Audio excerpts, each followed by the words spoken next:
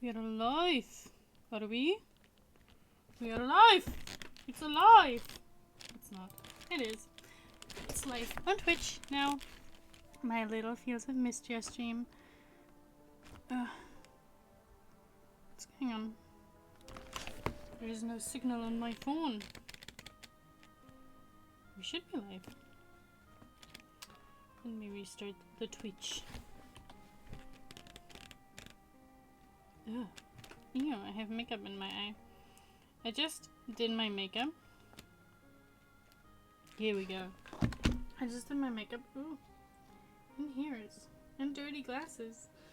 So many things all at once now. I just did my makeup. This is bothering me.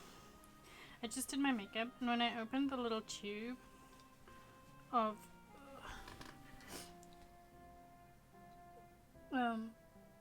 eyebrow gel, it flung a little droplet right into my eye, and it still hurts a little. So that was an experience. But I think I also have some glitter in my eye, which, that's my own fault. I used glitter, so. Oh yeah. Doom. Sorry. That's my own fault. I used glitter, so I should have prepared for that. That's on me. Like, legit. You know? Ooh, new flowies. I love getting new flowies. Okay, chrysanthemums and broccoli. Broccoli.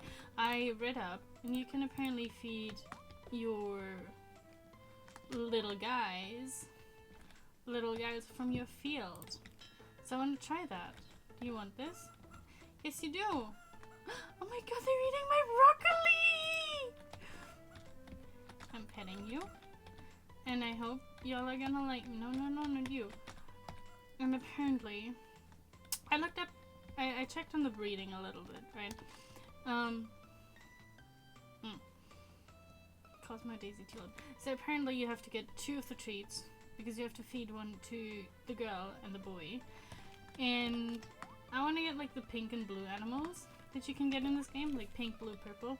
I know there's more rare ones after that, but I really like the pink and blue ones best. But we will breed our way up there. But for now, we're starting with like the basic breeds, right? So that means we have to start with what we have now, the ones you can buy. And we should probably get like rarer breeds step by step. We will probably also at some point have to expand our coops and stables, which is gonna be a challenge, but not one that we won't be able to handle, right? I don't know, did I already buy extra spares of the full seeds? I'm not sure. But I can check in my little chest. Over there with my little dragon paw. How you doing, buddy? Unlocking a skill bag has the potential to greatly improve the activity for you. I would advise that... yes. Me too. Me too, buddy. Me too. What does this do? Yes?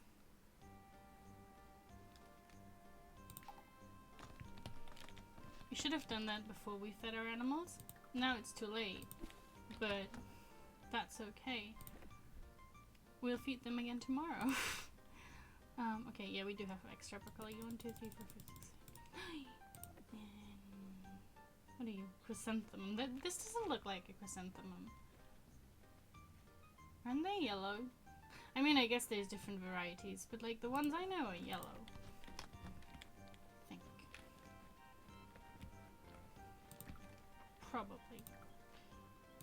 What's this?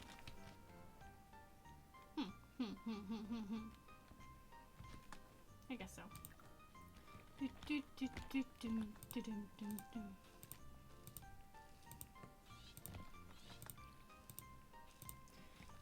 want to know what we can do with the shiny beets. We'll figure it out once they drop some, but you know. I'm excited for that. We can also bring, who wanted, I think my best friend March wanted those. So we can bring him to him. Oh, March. Hate that man. Disgusting man. Yeah, that too. But I mean, fall is my favorite season. Cause you still have some warmish days, right? Where'd the other chicken go? Oh, over there. Are you guys gonna start using the little whippy thing? Or is that just a nah? Okay, I think it was March. No.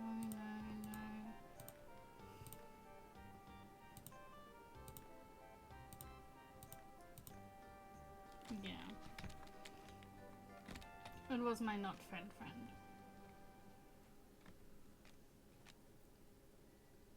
1, 2, 3.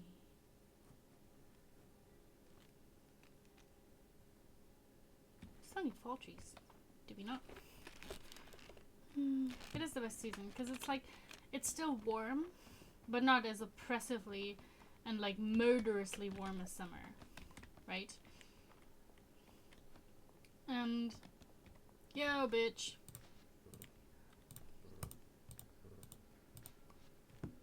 Thank you, I guess. Oh yeah, I want to bring the wood, put the wood frog orchid. Yeah, we'll find one, we'll bring one. Okay, what else? What else? We need more chrysanthemum seeds.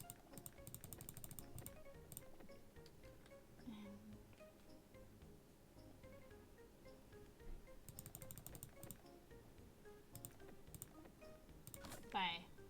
That's okay.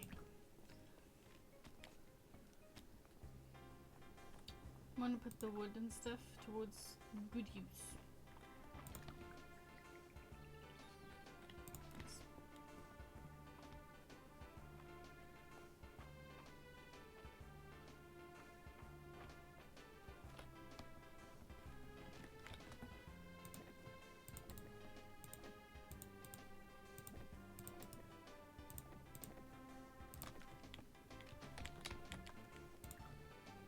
I mean, I guess we're going the other way around then first. That's okay. This and then sort it. Oh. Sort it.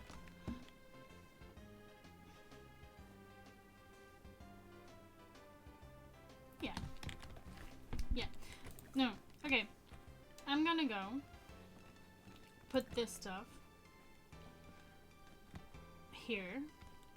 Then I go to visit Holden and his little farmy farm. Okay, we don't need more rocks. It's fine, we need a lot more wood, I guess. Which seems fair. No, then we go visit Holden. It's important. To get one more treat. Then we bring all of the stuff to the museum. And then we get the stuff we just bought at the store, I guess. Plan. I mean, now we could have just went the other way around to the store. Yeah, also no allergies in summer, that's true. So weird, I didn't have allergies as a kid. Like, I was a pretty sturdy kid. But now, it seems to be getting worse from year to year, and it's really weird. It's a really silly experience. Hayden? Did I say Holden? I think his name is Hayden. Hey buddy. I want to buy one of those. Please. We can also dress him up, but I'm not sure how to dress him up yet, so this I'll have to do.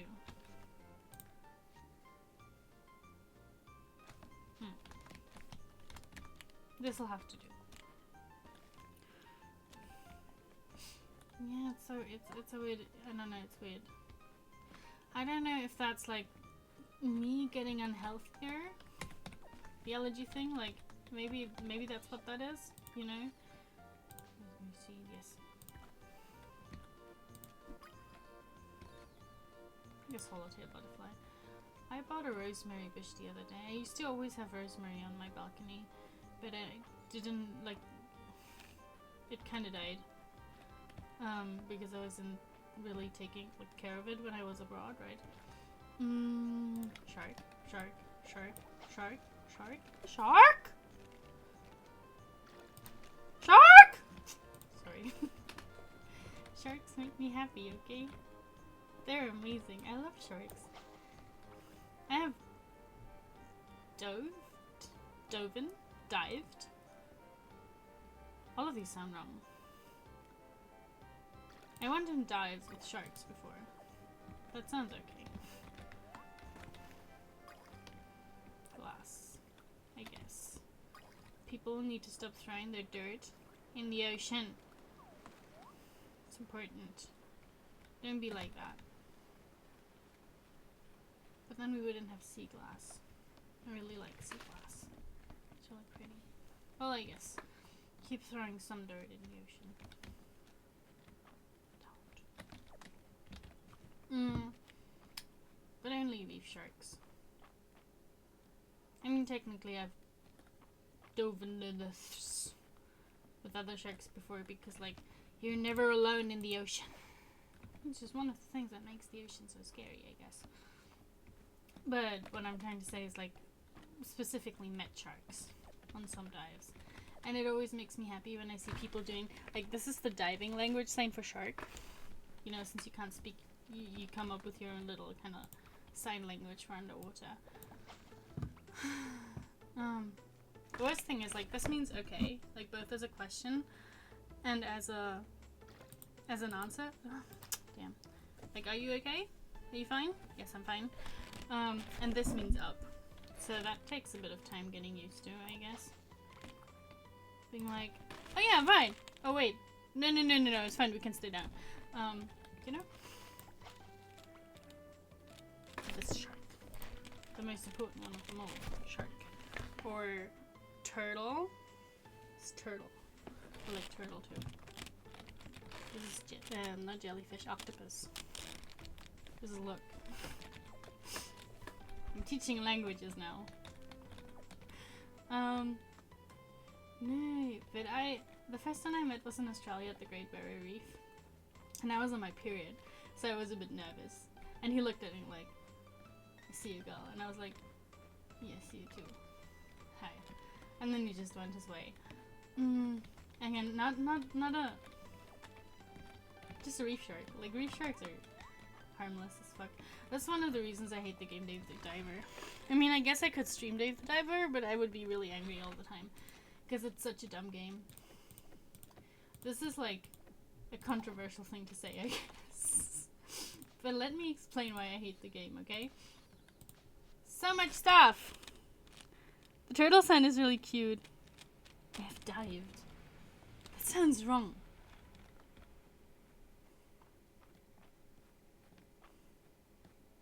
That sounds wrong. But I have dove or doven, that sounds wrong too. It all sounds wrong. Yeah, I know it's dove for like simple past. I know that.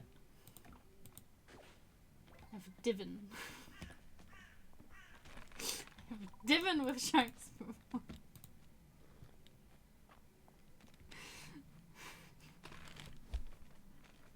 Sorry. I've divin with turtles before as well.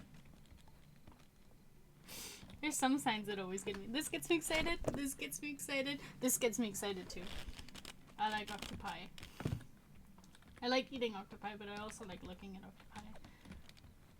Let's be honest here. I like eating squid less now that the yakika made me sick at the Matsuri. At least that's who I'm blaming it on.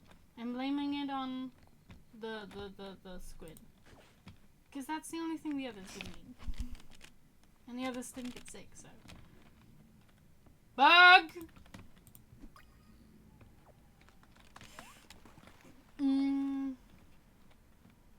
What was I saying?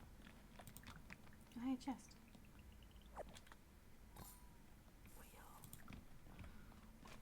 What is this? Spinning flooring. Interesting. So, what was I saying? I was saying something. Hey! I'm doing fine. How are you doing? I'm talking about sharks. Oh yeah, well I don't like Dave the Diver. Okay. This is as controversial as I can. No, it's actually not. I can get very controversial. In the worst way possible. Okay, but listen. I know everybody was like celebrating it for it being that like cozy little dive game, but I felt like it was just kind of out of time. It felt like this kind of game that just, I don't know, 10 years ago, in the 2010s, I think it would have been a baller, and I would have loved it. But now, it just feels kind of old. If that makes sense? Like, and I think that's I guess that's why a lot of people liked it, because I think it's one of those instances where we start seeing millennial nostalgia, right? For a long time, the nostalgia we've been seeing has been pretty much nostalgia for, I don't know, we've been seeing a lot of 90s and 80s nostalgia, even for people my age who have never experienced the 90s or the 80s, right? Like,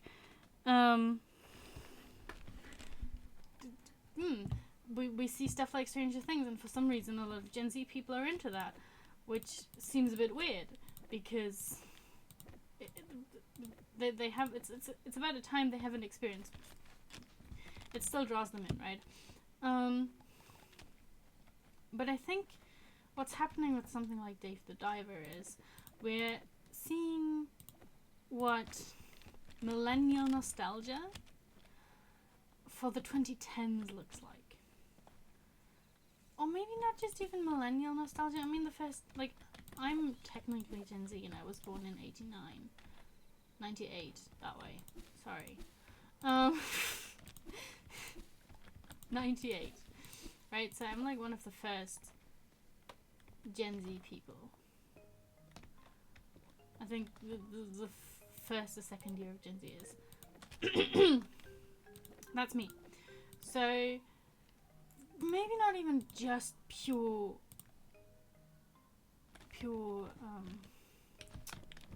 millennial nostalgia. Maybe just, oh my god, it's getting late again. Why do I still have the shark in my inventory? There's no reason for me to have the shark in my inventory. What's wrong with me?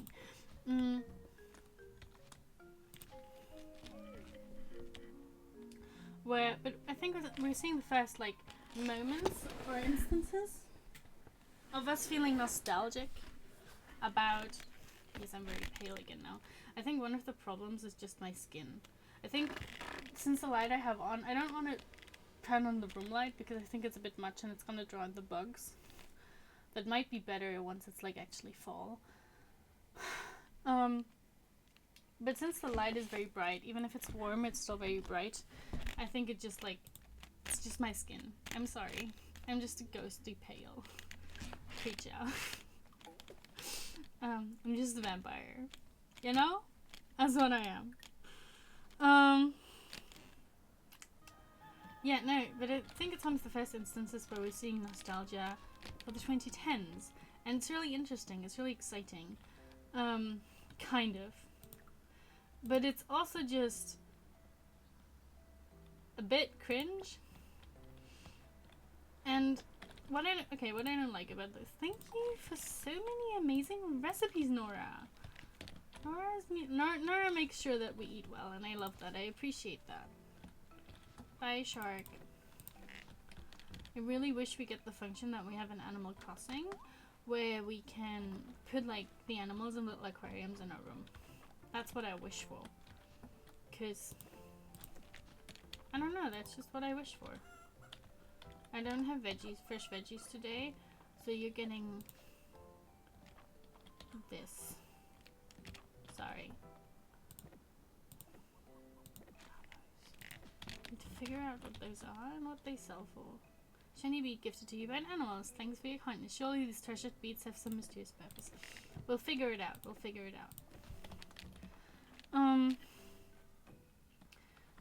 And you can see that in the kind of pixely art style, but I think it's more visible in the characters in the storyline, right?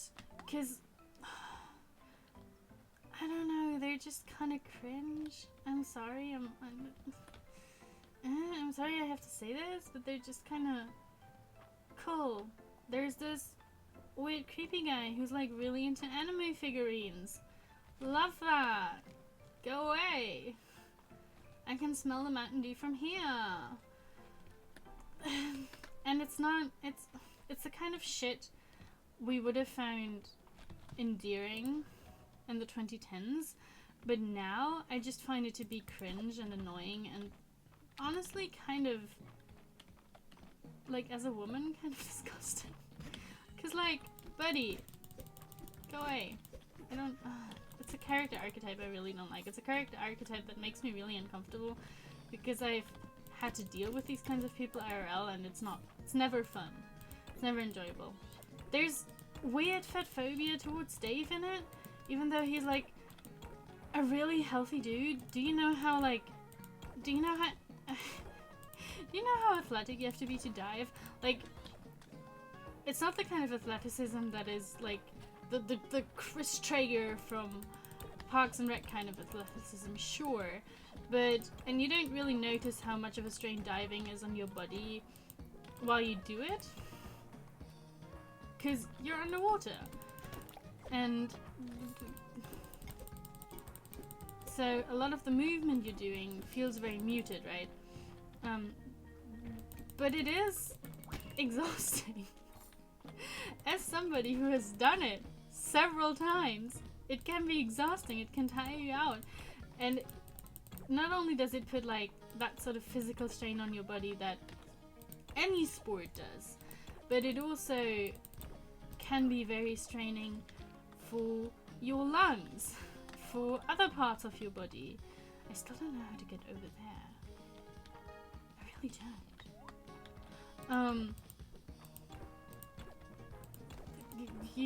It's the kind of sport where you need to be very attentive and careful, and it's just the weird fat phobia towards that guy. It's weird, and it feels like 2010's edge humor, and I don't appreciate it. And then there's the environmental message, and by that I mean the environmental message of this just isn't there. Why do we need to frame the environmentalists as our like enemies? I need to say I haven't played through it, so like maybe there's some big plot, but sure. I can imagine that there's something whoever wrote it might assume cave shark. They look like cookie cutter sharks. They look like my favorite shark. Because cookie cutter sharks look like long ass little bitches. Oh no, this was a mistake. Yeah. Look like long ass little bitches. This is why they're called cigar sharks in German. Oh my god, it looks like a cookie cutter shark. Why do we need to have, like, I can imagine that there might be some, like, thing that whoever wrote it will frame as a plot twist, and to that I just say, oh my god, don't bore me to death. There's no supposed plot twist that you can put into that story that's gonna make me be like, oh my god, you're a genius writer. You got me there, bro. Because it's all just very basic, you know? But making them not necessarily villains, but kind of buffoons, just why? Oh no!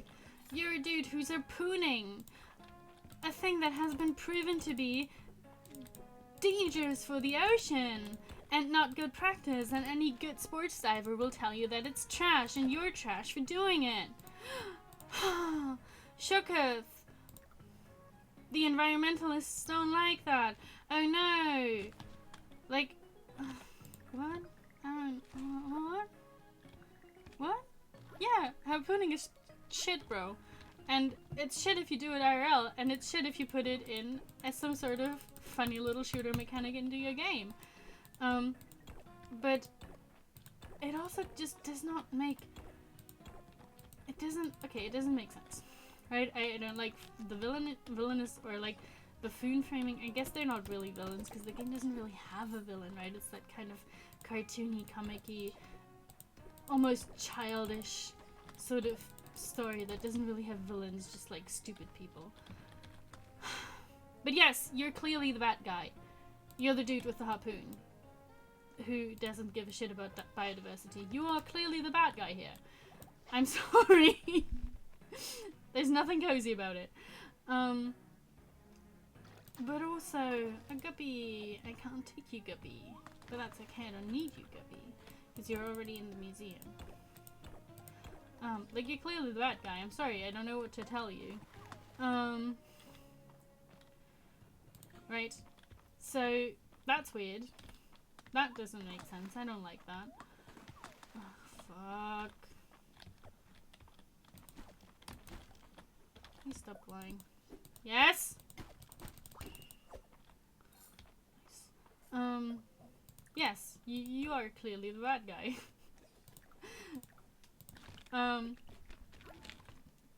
Right? But then there's also the fact that in other instances, the game tries to be somewhat environmentalist, because whenever you catch a fish for the first time, it tells you these cool facts about it that almost seem like a homage to how great our oceans are. You know? And it's just, okay, but like, get to the point and make your mind up on what your point is actually going to be. Because this is dumb. You're dumb. Right? But what bothers me the most is that gameplay, like rhetoric, and damn the word! Rhetoric and procedural rhetoric don't fit together. What do I mean by this? Oh goody, oh lord! Now that you ask what I mean by this. So, in-game studies. Or at least in a very specific school of game studies, right? Proceduralism. There is this idea that there is a way to kind of communicate through mechanics. You know, mechanics hold value. Mechanics are a rhetorical tool.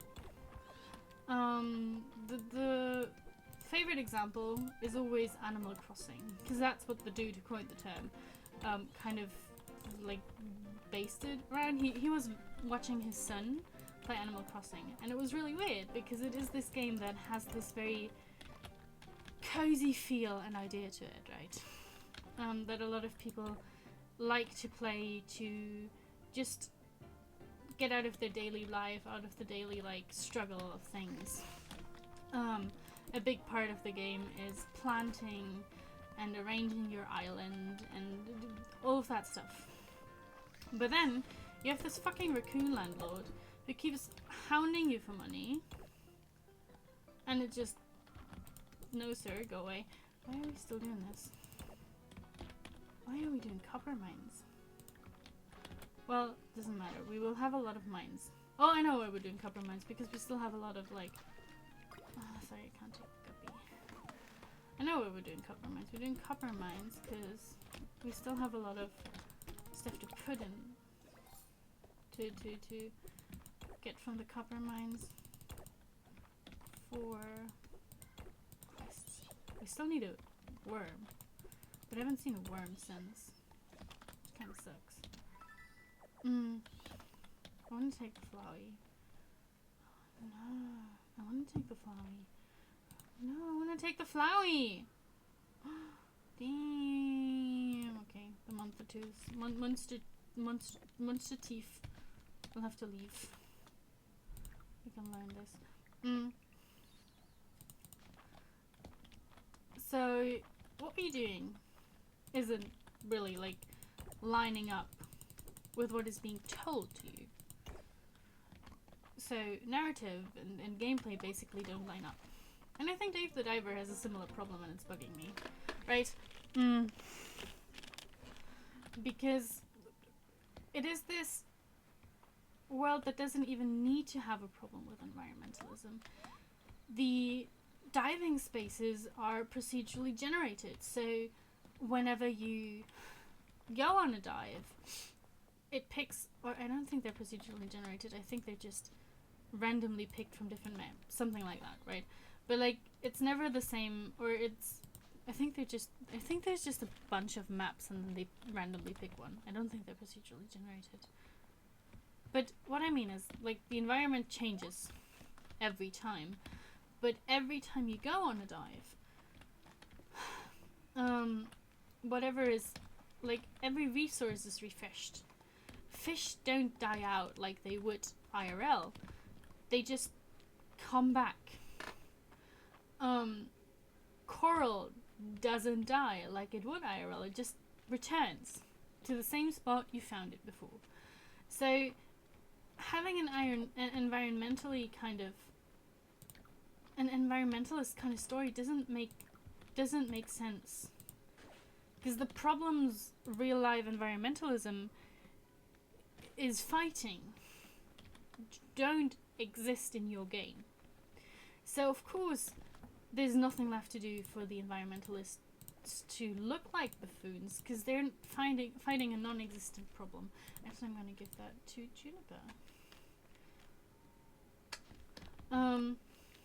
Because they're finding a non-existent problem. You don't have to take care of the environment. You don't have to look out for what happens when you catch too many fish. You don't have to look out for what happens when you hit the coral by mistake with your harpoon. There's a little funky animation that's happening, but apart from that, there's no real consequences, ludically speaking. Right?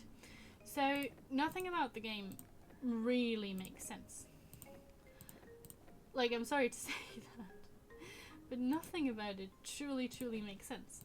And I hate that, because it could be such a way more meaningful experience if it were more whole in its totality. Right? The next thing is, it tells you about these amazing fish and, like, things about the fish. But then the fish behavior in the game is also not how these fish would behave. You get attacked by a fucking white-tip reef shark. Bitches are like 1 to 2 meters. They're like small. They're like baby shark. I mean, they're grown-ups, but what? Reef sharks are not aggressive. Generally, sharks are not really aggressive. That's like a dumbass myth that games like your stupid little diving game perpetuate. I mean, sure, there's aggressive or more aggressive sharks out there. Sure, obviously. I would not want to mess with a bull shark that has babies and taking care of those babies. They are very territorial. But again, territorialism isn't really, it's not the same as, I mean, it manifests as aggression, I guess. But it's also this kind of thing of like, alright then, like, if you know, like, an experienced guide should know where the bull shark's breeding zone is, and just maybe don't go there. Maybe leave the animal alone in its natural home, the ocean, where you're not supposed to be. You don't wanna? You don't wanna? Have you all eaten? Really? Huh. Okay.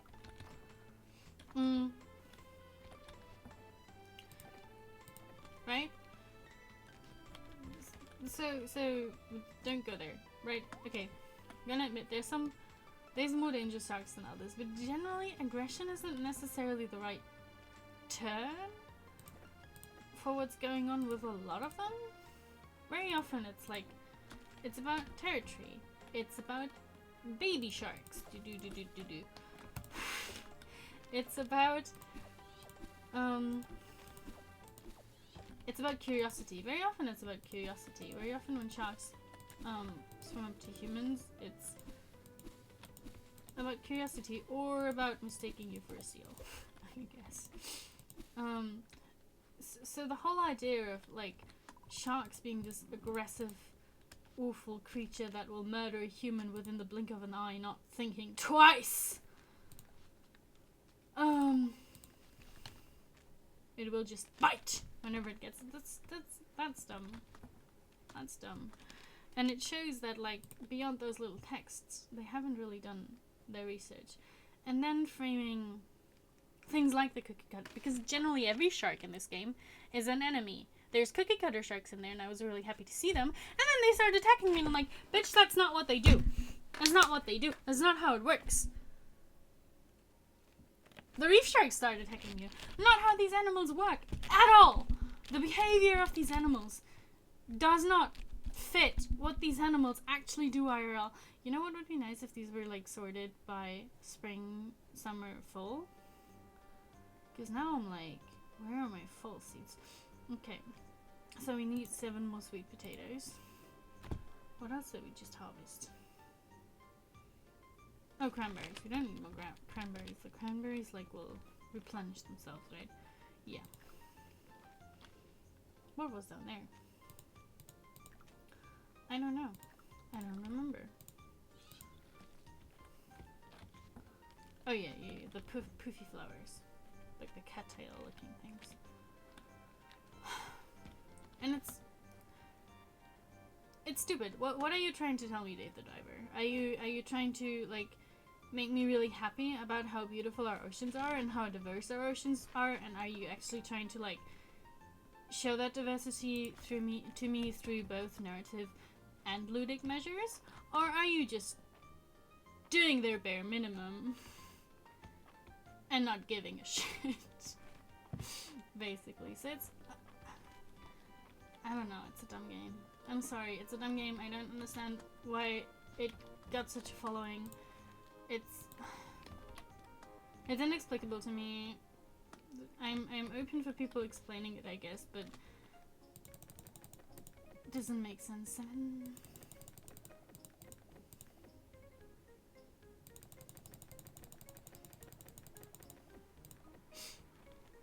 What? Like, basically what? What is going on? I don't know what's going on. I'm gonna buy other seeds as well. That way we have them. You know? I know we bought some the other day, but this way we have them. It's important. Oh, the framing of the environmentalist gets worse. I mean, it's so dumb, and it's made, like, the fact that there isn't real, like, if, again, it's still dumb. I think it's also very childish 2010s humor that is employed in that whole story arc. Like, it's not even the funny kind of buffoonery that I can get behind. It's just the kind of shit 2010s millennials like. I'm sorry, it's like the kind of humor I imagine a Disney adult has. I mean, am I being mean? I like Disney films too, it's just, yeah. So, if at least, the point of that, like, if there were at least some actual environmental impact you were having as Dave, right?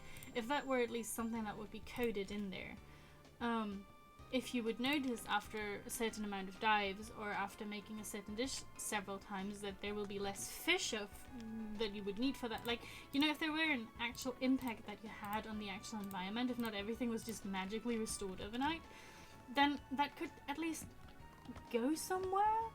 But it doesn't even make sense to have environmentalists in there, because there's no environment. Right? Like, there's no climate change, and like overfishing doesn't affect this world. It's not hard coded into the game, it's not part of the mechanics, it's not part of the rules. So of course they're screaming at nothing. But like, that also lessens the impact of that entire fucking storyline. Because obviously they're screaming at nothing. But it's also just childish victimization. It's how I imagine the kind of people behave, the kind of people who think misandry is real behave when you tell them about feminism. Like, what? I don't get it. And like, yes, again, you're the guy hunting tropical and endangered fish with an harpoon. Harpooning has been proven to be an environmentally dangerous sport no diver worth their salt likes it. Yes, you're the bad guy. Of course you're the bad guy. Like, sorry. I don't know, I don't like that game. I could play that game, but I would get really angry. I mean, that would have its own charm, I guess. It could be funny, I guess. Oh, I know why it might not be hungry, the chicken. It might not be hungry because it already ate the grass. Probably. And it's even more frustrating because I thought Day of the Diver might be a game I would like.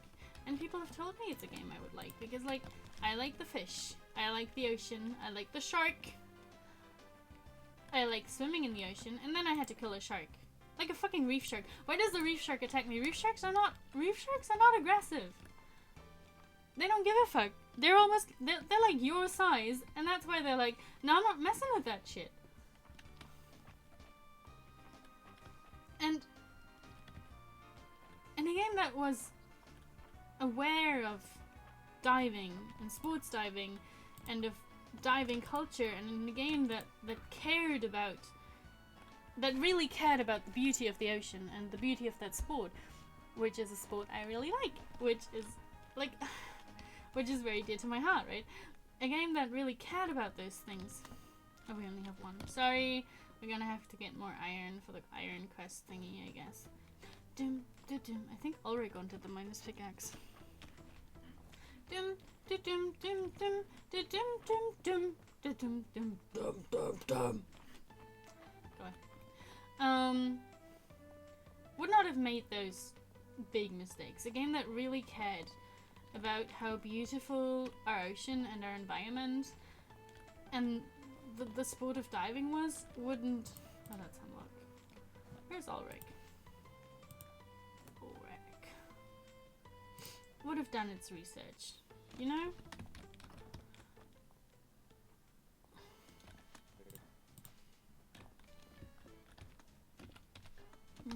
Who wanted the minus pickaxe? So did we already get the minus pickaxe? Am I missing something? The sea witch, request plan, orchid, perch. Oh, I think we already gave that away. Oh, but we can get an iron ingot. We have exactly one iron ingot. But then you can sell the other one though. That's okay. You know, like a game that actually cared about those things would have done its research.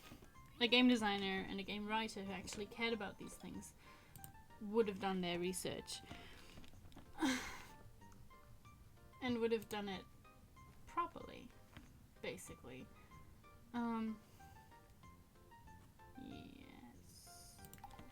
Yes.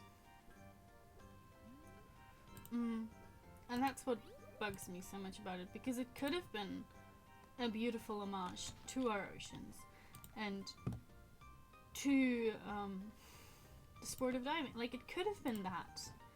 If somebody actually put in some effort. We only need the ring. Nice. Alright, let's go. And I think once we have these things, we can go and try go into the deeper mines next time. I mean, there's still stuff we need from, like, the upper mines for the quests. But I think we're well equipped now, which is nice. Juniper, oh girl, me love. I don't want to walk there. Right? Like, I don't know. And like, Dave could have come around and seen that the environmentalists actually had a point once his behavior actually started fucking with the ocean. For example, would have been a thing that could have happened, right? Ooh.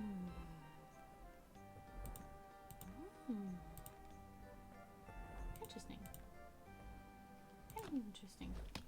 I will collect those items then to give my animals some delicious food. I am great. if there would have been like some actual thought put into this entire shicery. But there hadn't been. It's just this funny, oh, you're a fat guy who cooks sushi, haha. You don't even cook the sushi, like this other dude cooks the sushi. This like weird racialized stereotype cooks the sushi.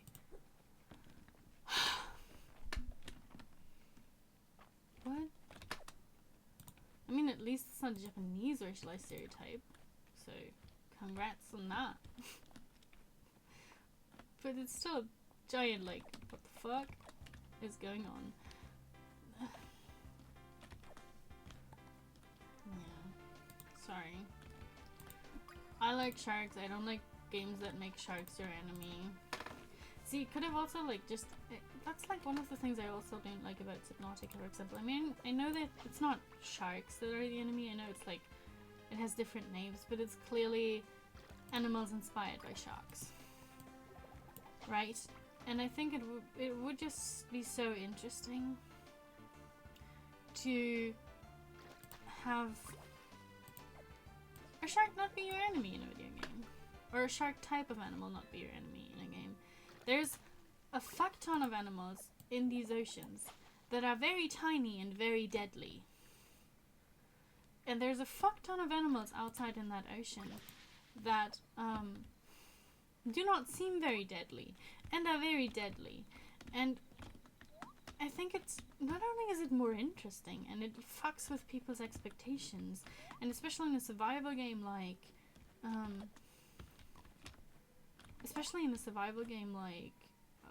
Subnautica, that could be a very interesting take, right? To like fuck with somebody's expectation. To have them feel safe, but then they're not. Isn't that the whole point? But no, if a creature is a shark and people recognize it as a shark creature, they will be careful. But wouldn't it be really fun if people recognize it as a shark creature and then it's actually not dangerous? Wouldn't that be fun? Wouldn't that fuck with people's expectations? Wouldn't that make them wouldn't that force them to be even more attentive? Just game designer thoughts. But maybe I'm also the kind of like really cruel sort of masochist. No, sadist. Masochist is the one who likes to get... Maybe I'm just the really cruel kind of sadist who likes to fuck with people. Maybe that's just my game design style, who knows? But it would be so much more interesting to have like a tiny creature be the most dangerous thing. Because that's how fucked up our oceans are. Tiny creatures are very dangerous. And I love them for it. I love them for it. I seriously love them for it. But yeah. So, and I mean, I guess you have to give Dave the Diver a bit of credit, because I guess it kind of does that by like having you be attacked by something like a doctorfish. But even then, they just attack you when you come in a certain distance. And I think, again, that's like just kind of lazy enemy behavior design. Because that's not at all how these animals behave in the wild. They don't just randomly attack humans. They will attack if you come too close to their nest and it's breeding time. So, I don't know, seasonal behavior changes would have been cool, game-wise. There is a time factor. You have to sleep, and days go by. So, seasonal behavior changes would have been cool, right? That could have been an idea to freshen it up. You could have actually, so like they're aggressive in spring, but they're not aggressive in summer, because breeding season is over. I don't know if that's the actual breeding season of Doctorfish. Yeah, maybe I'm just a good game designer. Other than the people who worked in Dave the Diver. I shouldn't be this bitchy, because maybe they're not bad game designers. Maybe they just have a different design philosophy. And I mean, I get it. If the more experimental you go with this kind of design, the less likely a game like this is gonna have mass appeal, right? So I guess to a certain point I get it as well, but it's just, again, it could have been, I don't know, it would have just added to the game experience if there would have actually been put some thought into all of this, and if like the ocean inspiration wouldn't have just been so superficial. It's like, oh, colourful fish, woo, and that's it. It's not your game design, your enemy behavioral patterns are right there. For example, though, to stay with the Dr. Fish, right? Dr. Fish have a, what's that shape called? I don't know, but like their habitat, the area they have their nest down at the bottom of like a little. It's not a pyramid. It's like, it's not a cylinder. What's it called? You know what? Like a triangular. They have a triangular sort of habitat. So their nest is at the bottom, and then it goes out like this. So one of the dumbest things you can do when fleeing from a Dr. Fish is go up. You have to go to the side, because chances are when you're already close to the nest, going to the side will get you out of like that cone, right? So your enemy behavior design is right there. It's right there. So make the attack area smaller the closer it is to the nest. Have it be seasonal. Why do you have days and time go past if the passing of time doesn't have a fucking function?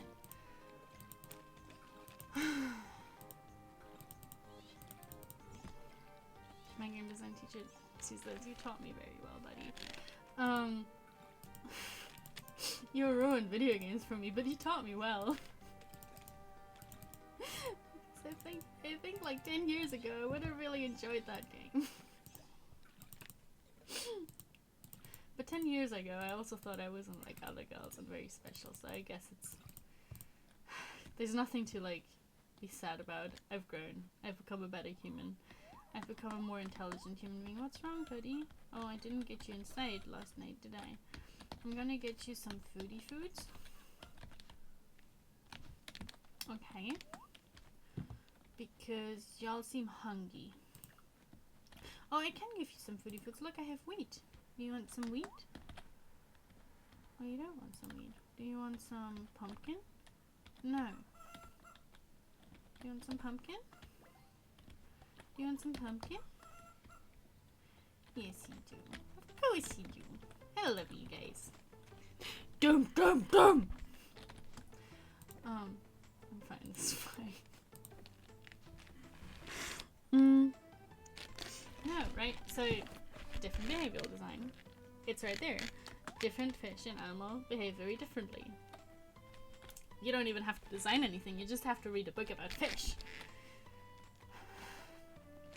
No. But also, like, you just have to read a book about fish and their habitats. And I think that's just kind of what would ruin that game for me.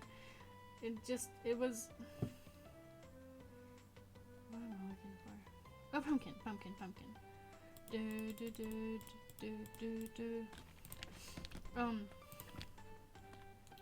Just the fact that it was like, I think what bugs me most is that it's not very well thought through. At the end, that's kind of what bothers me the most, right?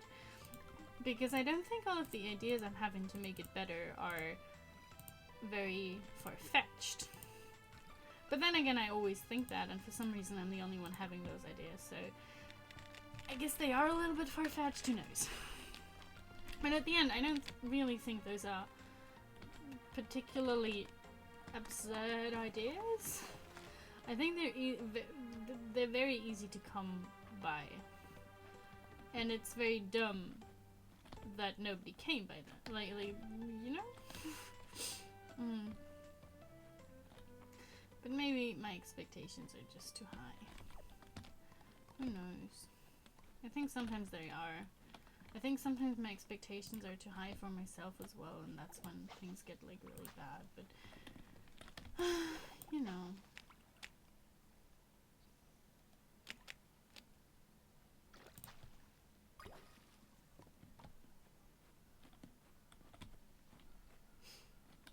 Who knows? Who really knows? Newt.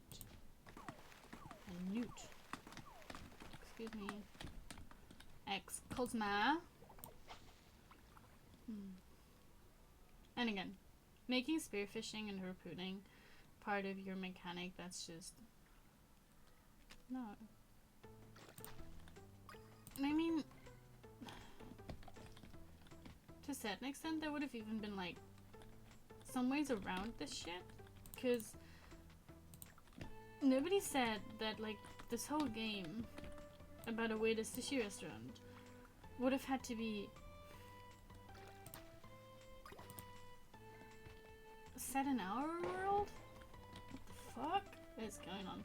Right, like, that's the next thing. Like, it could have just been an intergalactic sushi restaurant. You know, like, there would have been a lot of ways around this being dumb.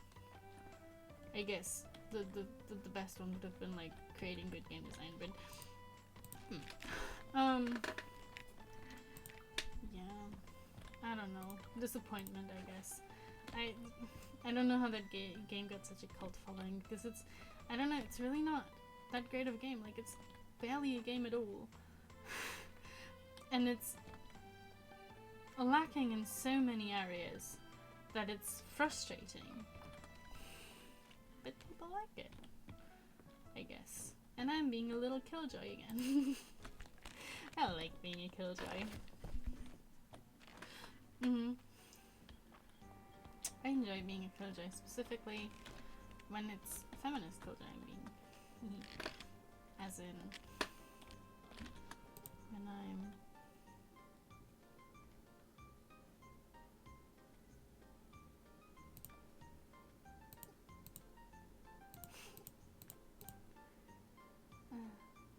ooh.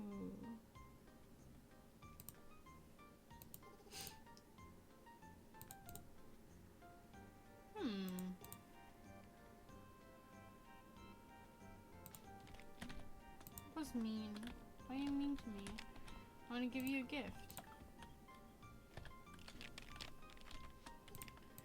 But then, I mean, I guess it's also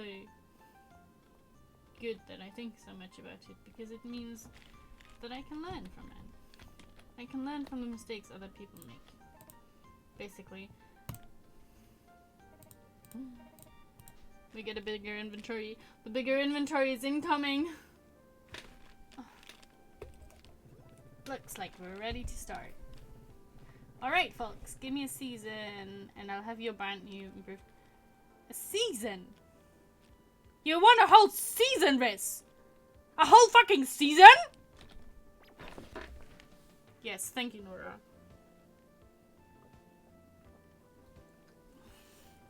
Thank you for being supportive and understanding. Don't worry, Mom. All of you can stay at Mom. No. I love Riz's little cowboy shirt. Suits him well. It's a good look. Get that.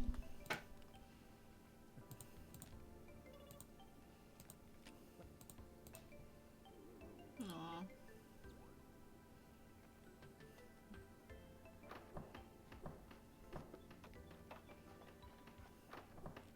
Why aren't people like Ulrich and March helping? Why isn't Landon helping? Isn't Landon the person who taught Riz?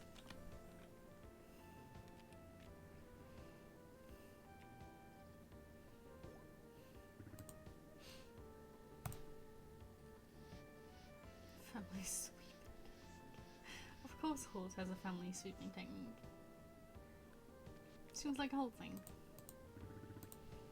I love Holt and Nora because they're like one of my favorite not so often used trope of like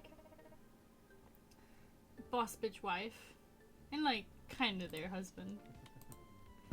It was fun. Yes, if we hire a carpenter, I want it to be Sabrina Carpenter, please. I know it's not gonna be a lot of help. I get to sing espresso really loudly. Yes. Oh yeah, bigger inventory. Halt! I have money for you. Yes. Nice. Nice. What is this? Winter crop sign scroll. Oh. Oh. What? I don't know what that means. I'll figure out what it means. Oh, sorry.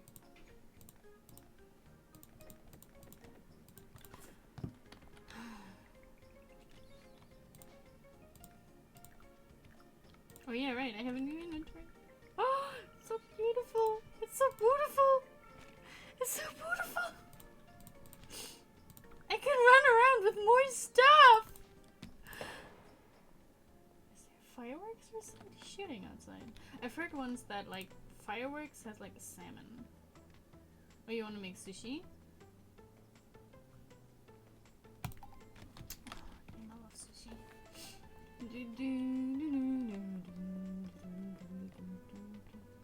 But, like, I hate... Now that I've been to Japan, where the sushi is kind of... I mean, you can eat really expensive sushi in Japan. But you can also eat really cheap sushi in Japan, you know? And I'm kind of missing sushi at all. It was nice. Or kura sushi. I miss kura sushi even more. Because kura sushi has like a little gacha game. After 5 plates. And I know it's gamification at its worst. I know that. It's just there to make you eat more. I get that. I study game design. I know what gamification is. But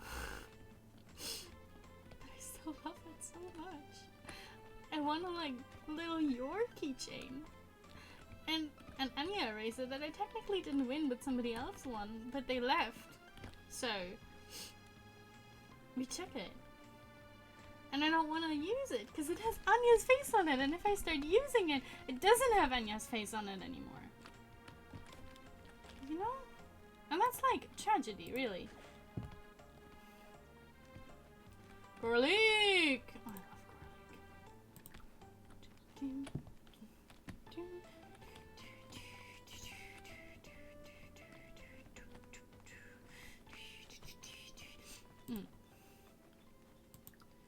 I don't know.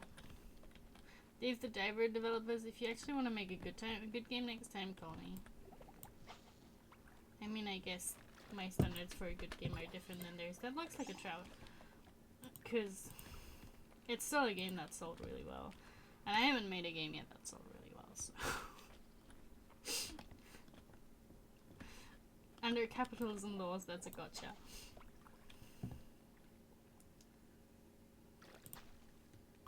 I guess.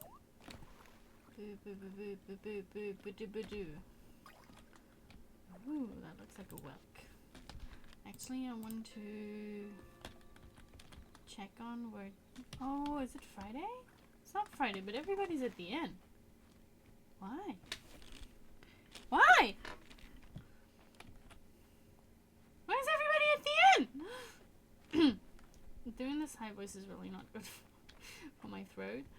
But I'll do it anyways. Not that that has ever stopped me. Not that things being bad for my throat has ever stopped me. I want to make a sexual innuendo here, but I'm not gonna. It's Thursday, though. Why is everybody here?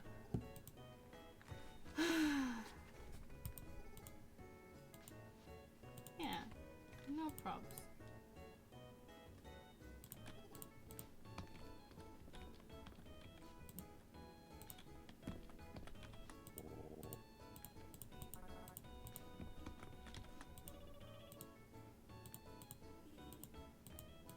Yes, true.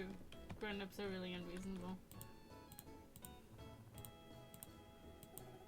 Everybody's wearing purple. Everybody looks really good in purple. Like, even Bella looks really good in purple.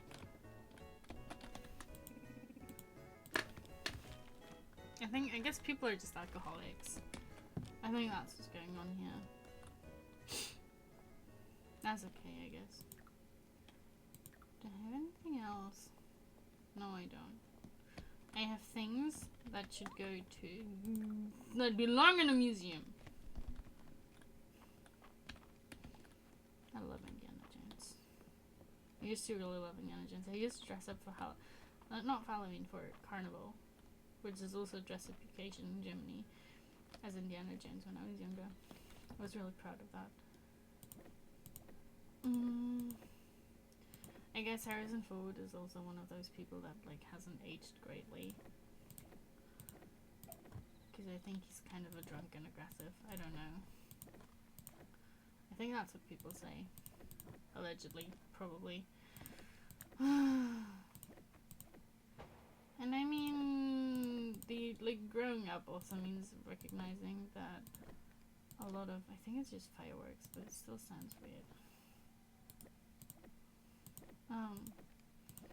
That the adventure genre has like issues with colonialism, I guess. But still. Made me want to study archaeology for some time. I'm kind of glad I didn't do that because I think it would have like driven me nuts. But then again, studying just generally drives me nuts, so does it really matter what I'm studying? I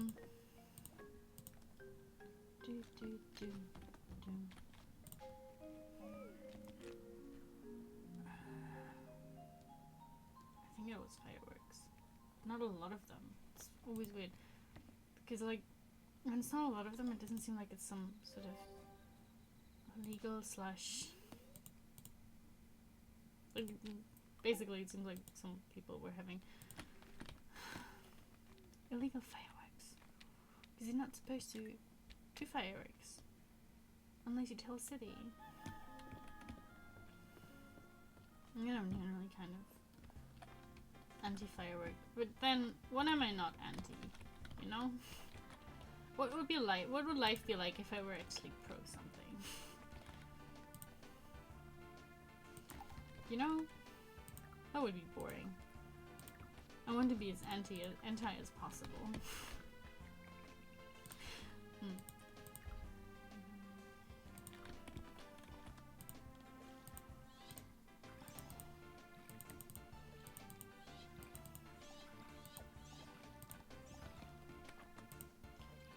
I don't know, maybe Nora sends those recipes once you buy like a certain amount of seeds of a certain crop? Question mark? I'm not sure. I'm just very grateful she does.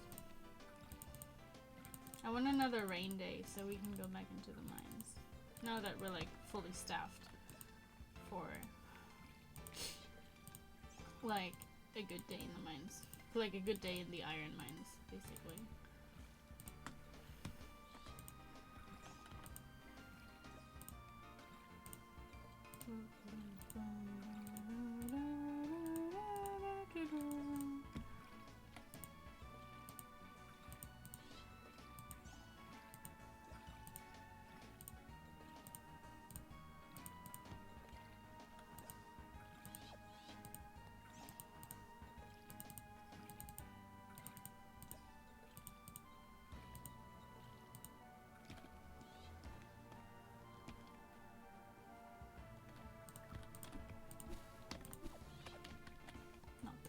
Food I need, but I'll save this for once I get cows.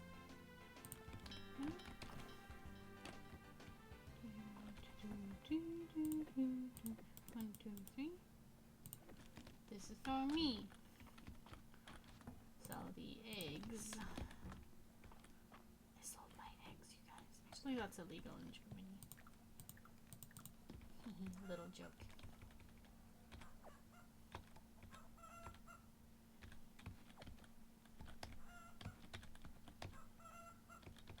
Nice.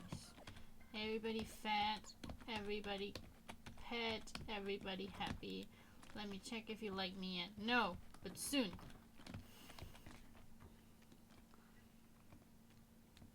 I'm pro dogs, that's true. I'm very pro dogs. No, they're using it.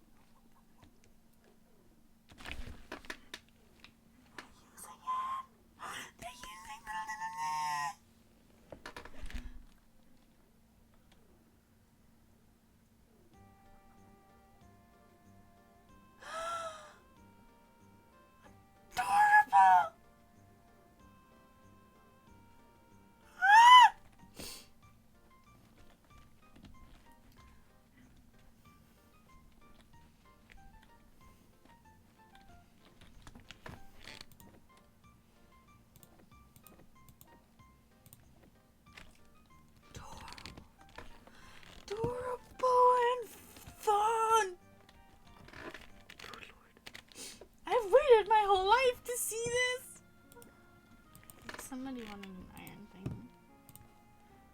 Right? Yes. Yes. I can get you one. I don't know if I can get you one.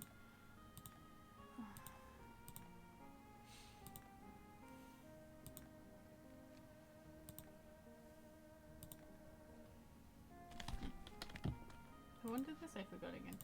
Damn, what is with my brain? Yeah, March, okay. I can bring one to him, I guess. The doom doom doom doom doom doom doom.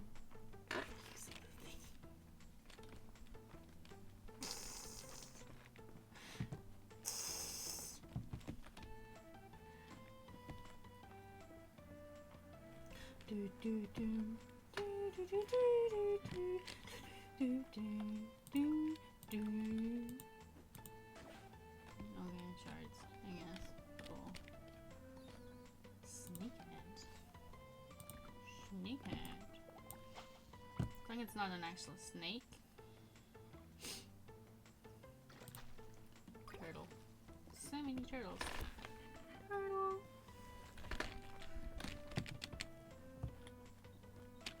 Yeah, the whelk.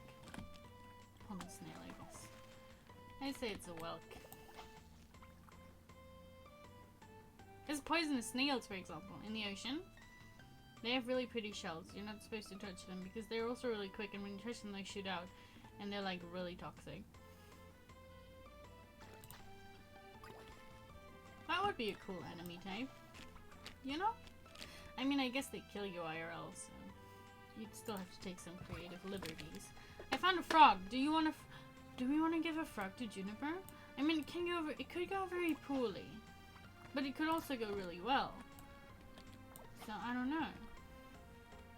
Do we want to try? I want to try.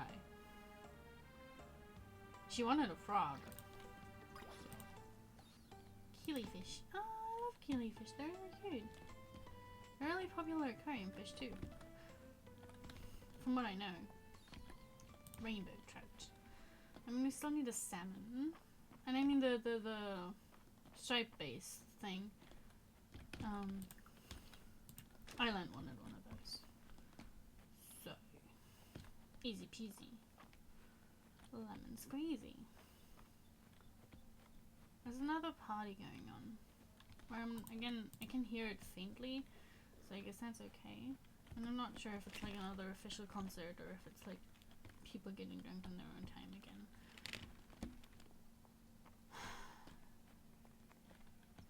It's louder now. I mean, I guess it's probably louder now because there's no music right now. Good.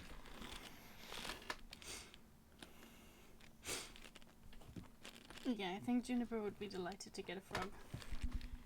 Or it might just fuck up progress with that. We'll see. We'll see. We're just gonna give her one. Juniper, do you want this amphibian? I almost said reptile. That would have been. Yes! She loves it! She loves getting frogs. Okay, we gotta stock up on frogs. Obviously. Where's the fuckers? The fuckers is down there. But I'm also looking for you, so. Yes, cool. Give me the money, dude. Hand over the money.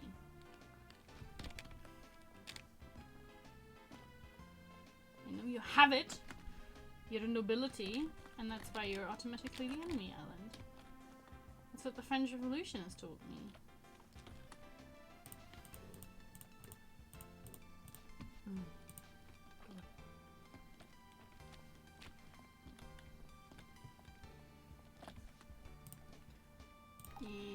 Sure. Once I get some, I can give you some.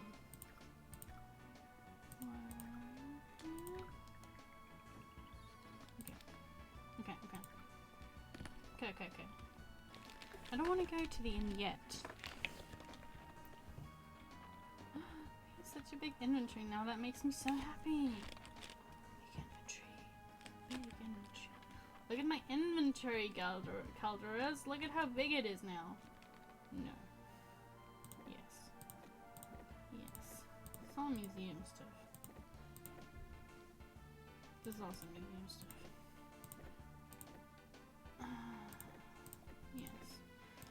horseradish isn't hard to get by. So it's okay. I don't think we have to, like, hold on to that. But everything else goes into the museum. Are they still using it? Are they still on it? No! Isn't that adorable?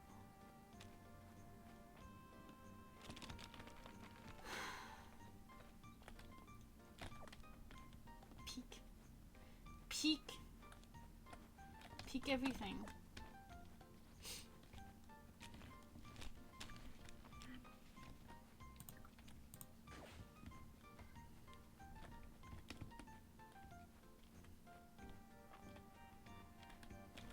Seahorse radish isn't rare.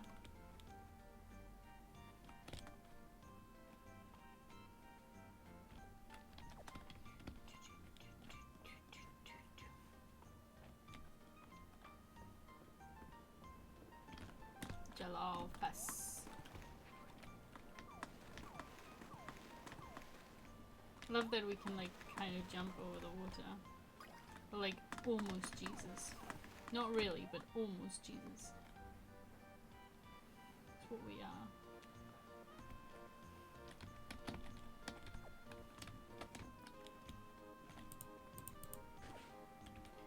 More shards. More shards, I guess. I mean, that's fine. Not the greatest thing, but okay. Let's make our rounds. And then go to the inn, because it's inn time. I love inn time. I don't know, I love the Friday night at the inn. It's just, I know these aren't real people, you know, but it's still nice that they, like, meet and have fun together. You get me. Nighttime music.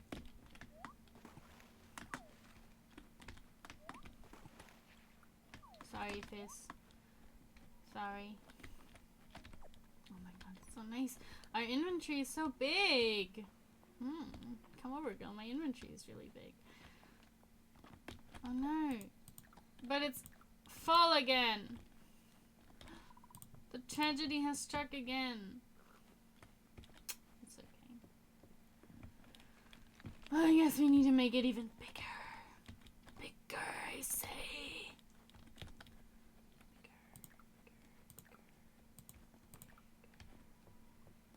What do I mean by bigger? I mean bigger. Shards. Cool. Don't like them. Don't want them. Don't need them. We'll probably need them later and then be really pissed when I throw them all out. That's just life. Oh my god, they're really loud. What's going on? It's not the usual people, so... No, no, no.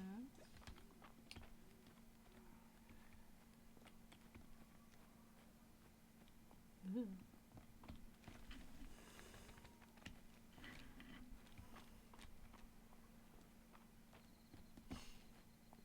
Okay, museum. Oh, we should have gone to the museum before, then we might have had, like, the space and room to get all the other things. That's okay, though. I don't want to go back again, because I want to go to Friday night at the inn. And if I don't go after the museum, then, like, you know? Cool. Cool. Cool, cool, cool.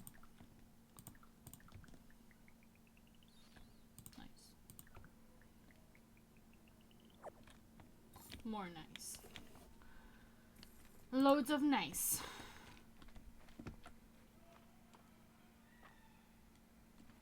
Is there a soccer game? This sounds like a soccer game. This doesn't sound like music. This sounds like people getting drunk.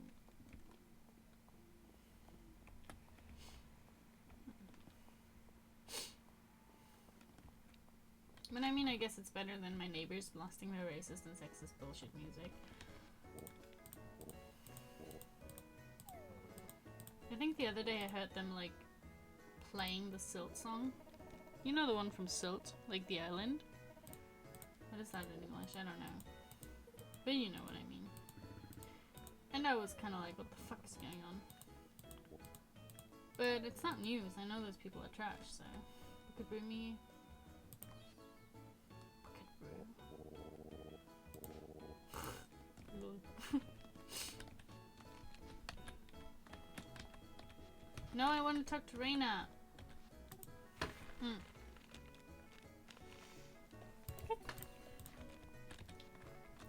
No, I still want to talk. No.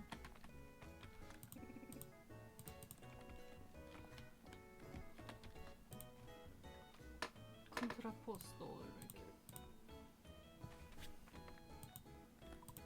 Click, click. Oh, Henrietta is playing along. Good job. Oh, no. They just draw. Yeah, right. They have a drawing thing going on. Honestly, they should have hired Henrietta as the model earlier. God, bothers. L'amour toujours. What?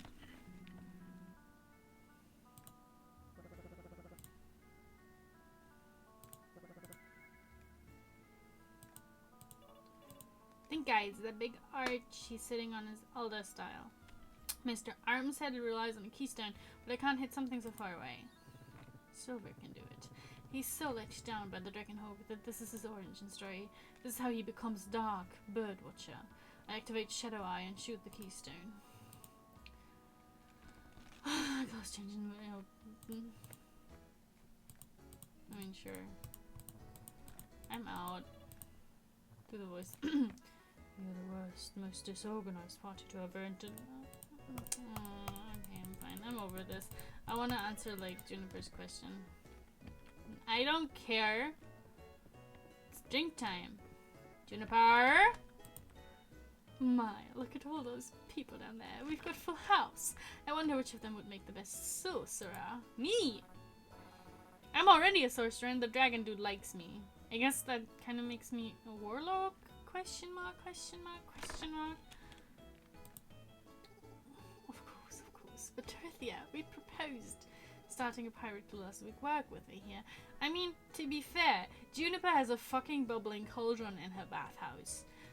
So, I think Terthia is just being a little bit obtuse. No. See, Island is a wizard, but not a sorcerer.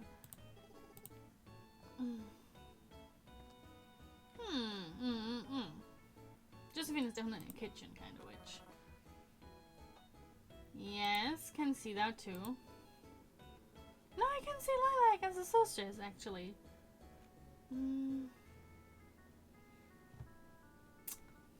Henrietta. Celine. I'm sorry. I can see it. She has a curious mind and an eye for herbs, which are two of the basic tenets of potion making. But I frankly don't think she could pull off the wardrobe. I mean, she already kind of looks cute and has a little cape. So, I think she could. I think she just couldn't pull off, like... I think she could pull off the Glinda, but I don't think she could pull off an Elphaba kind of vibe. No. I shouldn't. I whisper as I cast my light. Oh. Well. That's for being dumb. You know? I deserve that. I should call in my chickens. Jellyfish. Jellyfish. What is this OCD? Good. Bye. Oh, shit. You should all go inside or else you're gonna be cranky tomorrow. Yes. It's okay.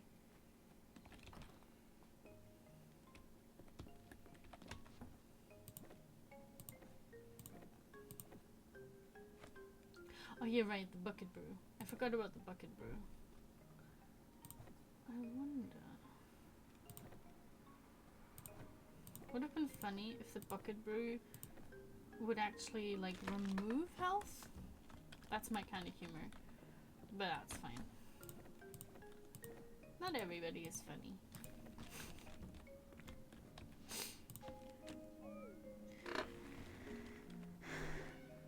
Oh, the dub song. Yeah. I don't know.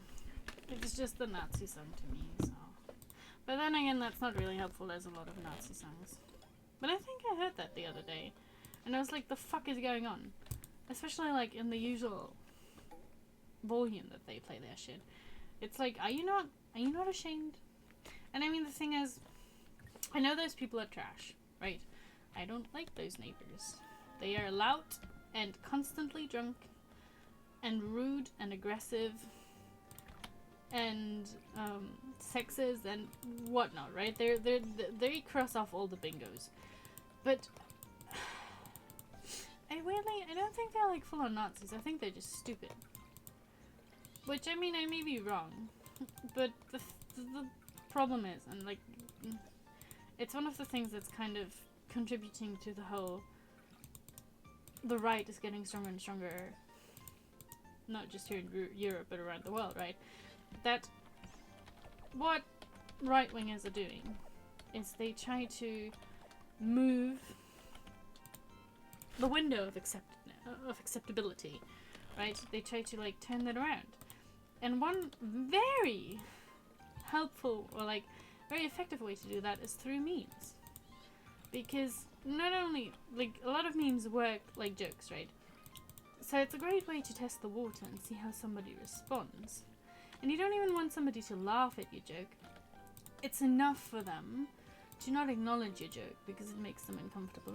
That's enough, because that shows the right person that you've noticed what it was about, but that you're not brave enough to stand up, and that they can kind of move it. You're movable, you know?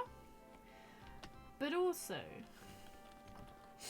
chickens. Oh yeah, okay, we need to keep that. We need 4 of those for right now. So I'm gonna put them in here. Right. So I'm gonna put them in here.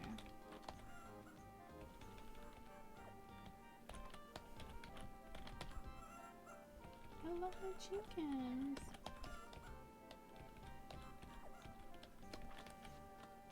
Yes! Okay, we only need Cosmo. Cosmo needs to be our friend as well. Cosmo is important. Because without Cosmo, there's no babies. Because he's a man. And the man make the baby. Well, they don't. But you get the point. We need a male and the female, is what the wiki said. No, but one great way of doing that is through memes and jokes and that kind of thing. Because you can put the message out there. Those who can read it will. Those who can read it but might not like it or approve of it still will. And if they don't say anything, you know that there's room for improvement. Right. So, and I think that's kind of that's basically what's happening there. I don't know, maybe I might be wrong. Maybe they're all like in some sort of dumbass alt-right party and like assholes. But I think they just saw it as a meme and as an online thing, and they think it's funny. And that's exactly how it works. That's exactly how the Nazi shit works, and I hate it so much. But like, those people aren't smart. It's just, thing is, what do you do in that kind of case, right? Like, what do you do? It's not outright illegal to play that song. They weren't singing along and raising their arms like the people did in Silk, like you know. So calling the police is not an option.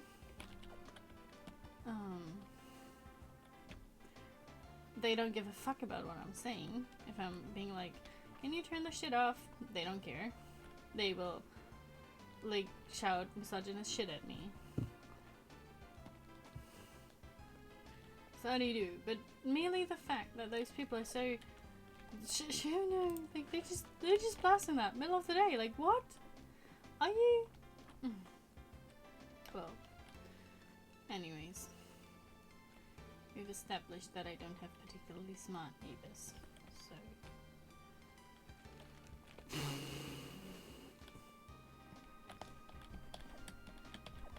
Can we get that from down here? No, I think we have to go up there. You don't. But that's the way it is, I guess.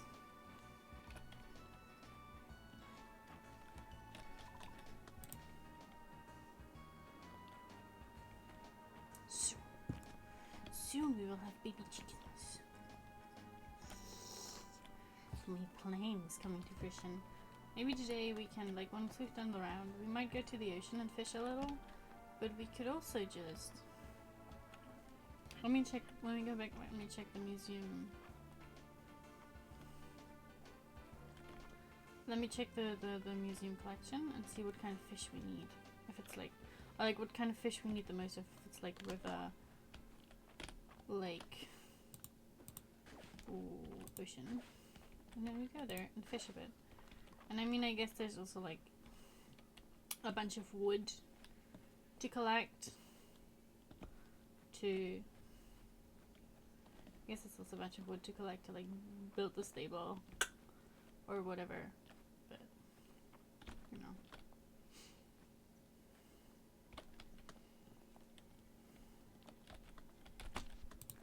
Do we have any? No, we don't. I wasn't expecting us to. Let me check. So river. There's only 2 more ocean fish that we need. 2 more pond fish that we need. So we need basically everything though. Okay, let's start at the ocean. Oh, ocean. Let's start at the beach. Let's go to the beach. I love the beach. I wish I lived near a beach. I don't. And it sucks. But then would I actually go if I lived near the beach? Or would I just be like, ugh, it's hot and sandy, I don't want to go.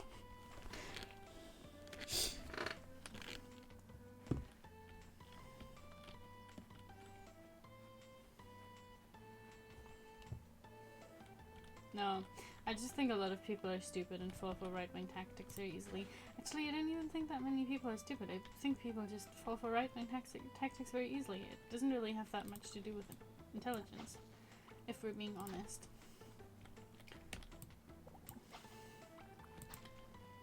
It's just that they're very effective tactics, and if you're not educated on them, that's where that comes in. It's more about education, less about like inherent intelligence, right? It's actually really difficult to catch those things. So it's not even something I can be too mad about. Peace. Really?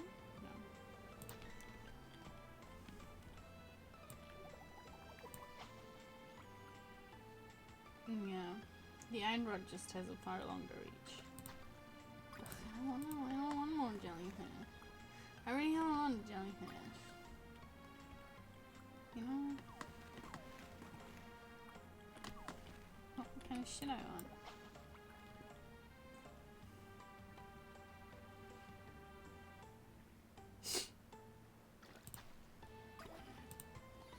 Mullet. See? That's the kind of fish I want. Because it goes into the museum. And then Errol is gonna be proud of me. Do you want this? No. Do you want it if I cast it here?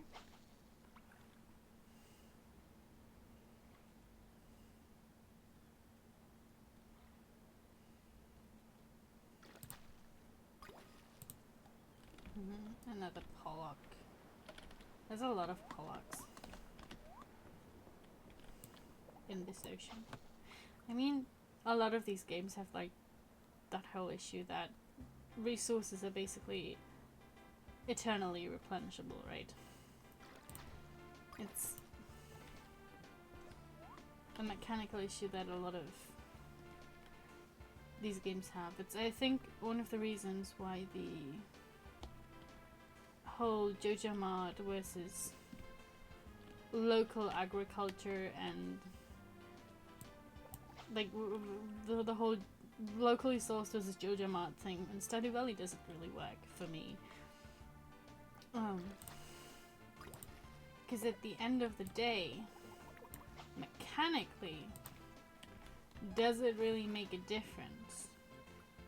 Not really. You know? Yeah, I forgot there's a tiny beach here. Let's put this out. I don't want this. Can also... What else can I throw out? What else do I not want? I don't want the bug. Sorry, bug. Sorry, fish. Oh, there's an artifact here. I also really don't want the glass. I have enough glass, and I don't want the jellyfish either. I forgot I dove up that much good stuff. Oh, nice. Goodbye, glass. I wish I could swim a bit faster. I guess we are swimming pretty fast, but it would be nice to swim a little bit faster.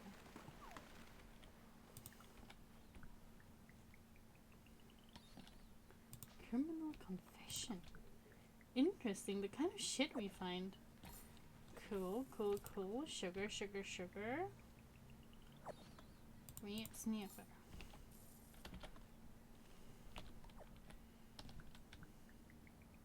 Pin-fried snapper. Amazing! We just got a snapper. And we have a lot of oil, so... I don't want to cook this, though. I'm gonna sell the fish. Yeah, people need to learn to resist them, and I think for that, people need to learn first and foremost what they are, and I don't think a lot of people know that. And one issue that I am having with these discussions, or that I run into very often with these discussions, is that when you tell people that they have fallen for right-wing tactics, or even that they are using right-wing tactics, which that's the next thing. It happens really easily. Like, it's a thing. We very easily fall into these argumentative patterns, whether we want it or not. Everybody can use a dog whistle, even if they can't hear the actual dog whistle, if that makes sense, right? So, that makes it really problematic. Because, do I want to tell people that what they're saying is basically a Nazi dog whistle, and they probably shouldn't say it? No, because what people will hear is not, hey, this is something Nazis say, and I know you didn't mean it, and you've probably heard it somewhere else, but maybe don't use it. What people hear is that bitch just called me a Nazi. You know, it's not funny. Why am I laughing? I'm laughing because it makes me like angry and uncomfortable, and it's better than to cry, I guess. You know, but that's not what people hear. So, it's very difficult like that, right? And you have to kind of, but I do still think that you have to tell people when they fall for these things. Because if you don't, they will keep using them. Because it's one thing to have the theoretical knowledge, it's another thing to have the... How do I say this? To be reflective enough to notice it when it's happening to you. And it's not even... And it's really hard. It is hard. I don't like the whole thing of, oh, you are a reflective person. Because I don't think it is something you are, right?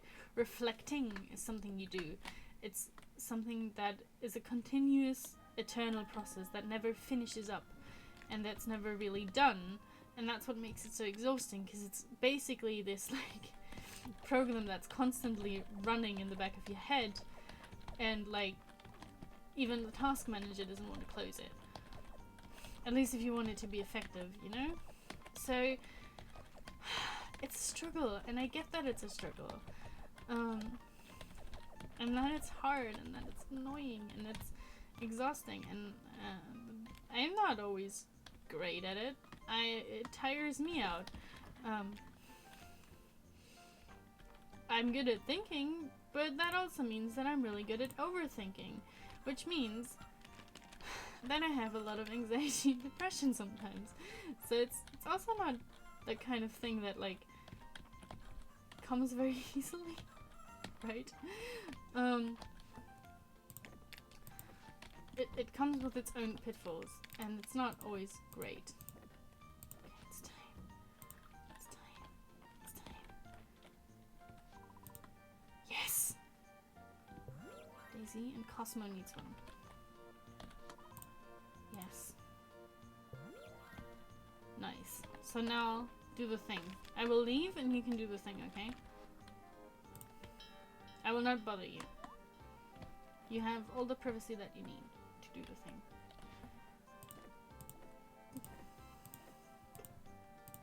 But maybe do it quietly. I don't want to be part of it. Yes. Terthia. Yeah, we'll do. It's the beach bridge that's next. It's the beach bridge. The breach. No, that's a different thing.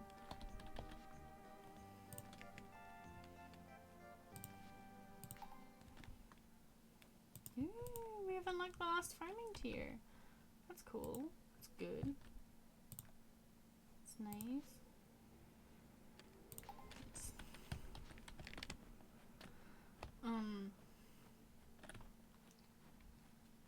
What was I talking about? I was talking about Nazis, I know that. I know when I'm talking about my favorite topic. That's that me depresso.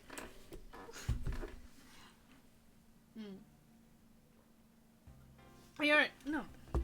It's exhausting. It's an exhausting process to think all the time. Right? And I'm not excluding myself because I have fallen for... No, that's not what... That's what you're doing. I have fallen for false arguments before.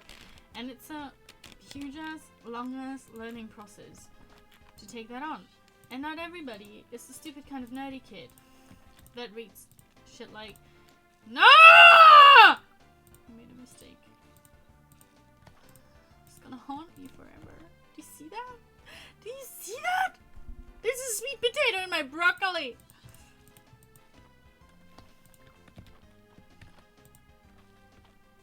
I'm gonna have a nightmare about this tonight.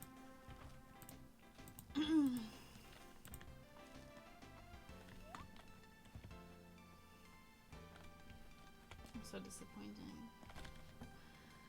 Oh, I'm such a disappointing little creature. Okay, what do you mean? We want the poofy thing. Right. I was talking to a trans friend the other day at the queer cafe. I guess it takes a bit more of a tangent. I was talking to two trans friends way before that at the queer cafe, and I was doing one of their makeup, right? And they asked me, how did I learn to do this? Alright, one of them is a trans woman, the other I think is, I'm not sure, I'm guessing non-binary or genderqueer, they use they them pronouns. Might be wrong, might be off. But they asked me how did I get so good at doing makeup. And I don't know if I'm actually good at doing makeup. I mean, I guess I'm okay.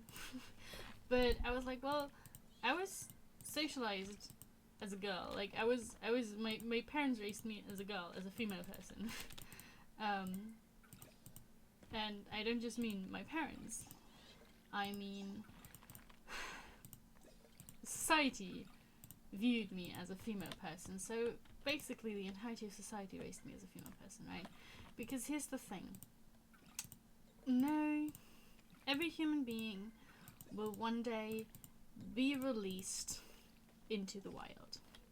You can grow up in the most sheltered way possible, and you can never be exposed to bigotry by your parents, but you will be once you're released into the wild, once you go to school. or kindergarten, once you meet other kids your age, once you meet other parents, like once you go on the internet, there's literally no way not to be exposed to the society we live in, and that means there's no way not to be exposed to biases and not to grow into these things, right? Which, this is something I try to explain to people, and it doesn't land with everyone, because there's a surprising amount of people out there who think that they are liberal people and they don't have biases, and they're not racist, and they're not sexist, and they're not homophobic, and they're not transphobic. And anybody as so much... Oh, salmon! Tirithia wanted a salmon and horseradish, right? And anybody even insinuating that they could be is insulting them, right? And that's not what I think. I don't think it's an... I mean, it can be very much an insult if somebody's telling you that you're racist to your face, right? But somebody telling you that something you said may be transphobic or racist or sexist or speak of internalized misogyny, that's not somebody trying to insult you, that's somebody trying to help you. That's somebody inviting you to learn something new. Basically, right? Because we all have these things, we all carry those things within us. Sure, some more than others, some differently than others, but we all do. Because there's no way to escape society. So there's no way to escape sexism and homophobia and racism and all of those things. So we all have them, right? And I swear I'm getting to a point somewhere.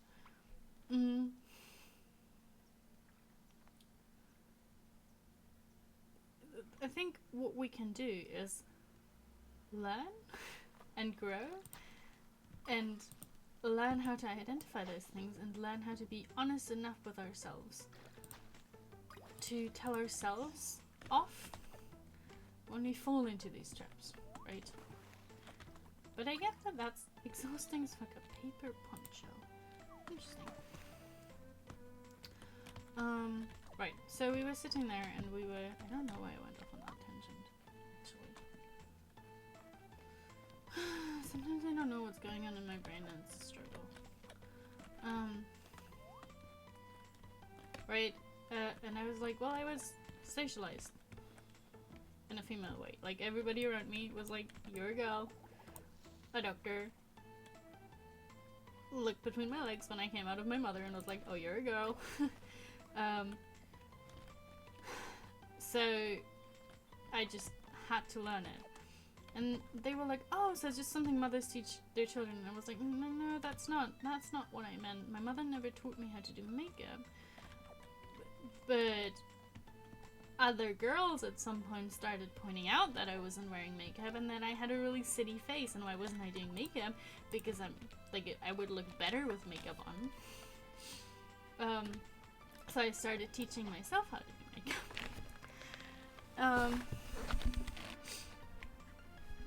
And I can teach you because it's something I actually really like. Like, I don't know, I've come to the point where I see makeup as something beautiful and something artful.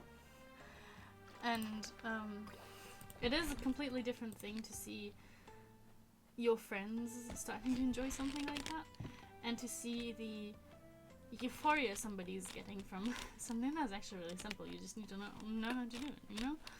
And it's just paint. It's like a paint material that you have to learn how to work with. But I went home and I had a bit of a weird feeling. Because to me, for a very long time, wearing makeup was something that was forced upon me by rigid gender roles. Not wearing makeup was something you would get bullied for, right? For a really long time when I was growing up, I very often had the feeling of not being feminine enough, of not being the kind of daughter somebody may have wished for. because I'm not a girly girl. It was, interestingly enough, very often other girls and other women who would let you feel that sort of stuff, which I think is very fascinating, but not surprising at all. Very often women are perpetrators of patriarchy themselves. It is something we're taught from when we were young, and that is so ingrained in us that we're very afraid of being punished ourselves if we don't punish others for not following the rules, right? But I went home and I had a weird feeling, and I talked to a different friend the other day, on Friday, when I was there, and I was like, you know, I went home after that and I had a bad feeling, and I reflected, and then I was like, well, it was a bit of a dissonance to see how something that to me for a very long time didn't really felt like a tool of oppression is so euphorically appreciated by others. And what I'm trying to get at is, I can understand to a certain extent why people, that was one of the moments that kind of made it very clear to me that everybody can fall into fascist thinking patterns, and I think I need to explain that more, because if I would not be as confident in who I am now, and I'm trying to find the right words here because the whole point that I'm trying to get at is that it's not necessarily about confidence or knowledge or security, right? But if this wouldn't be something I thought about, like if this wasn't an emotion I recognized and then thought about, and then found out that, hey, sometimes things have different contexts. You learn to appreciate makeup as an art form. You do it now because you enjoy it. You want to have like green eyeliner, you put on some green eyeliner. You know, it's not a tool of oppression anymore because I reclaimed it for myself, right? But if that had happened 10 years earlier, and I'd read a J.K. Rowling tweet complaining about men in women face putting on makeup because they think that's what it means to be a woman, and it's very clearly a tool of oppression, I may have fallen for that thinking pattern, for that thought pattern, right? Because what that thought pattern does is go into that emotion, into that negative emotion that you're feeling. It's not a logical thought pattern. That's why it's so easy to debunk, right? It starts with the men in dresses. That's just bullshit, Joanne. That's transphobic bullshit. But that's not even the point. The point is the emotion that you feel. The point is to talk to people who feel bad about these things, who are seeing how something that brings them pain and that they see as oppressive brings somebody else joy, especially somebody else that they perceive as the oppressor, because the framing that comes with these things paints those people as the oppressors, right? And it was a really interesting moment for me. And it was a really interesting moment for that friend as well when we talked about it, because she was like, yeah, no, things that made me think. And it was really nice to talk. I don't know if I'm like doing this well, if I'm explaining myself well. But it was a lesson for me again that like these aren't things stupid people fall for. These aren't things only a specific kind of person falls for. These are things traps we can all fall into in a moment of inattentiveness, And I am lucky enough to have a cool queer environment that I can talk to about these things, and where we can reflect these things, right? And, but not everybody has that. And especially if you're somebody who doesn't have a lot of touch points with queer culture, will notice that. And it's, I don't know, it showed me again that, like, education is so important as well, right? I don't really find an end to that story. I don't even know if it's a good story. Oh, it's quiet.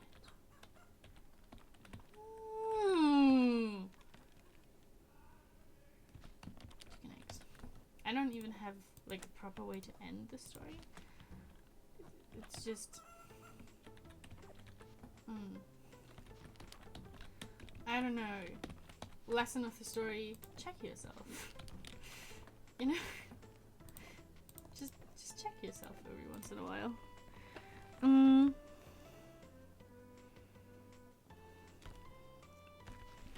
Right? Like,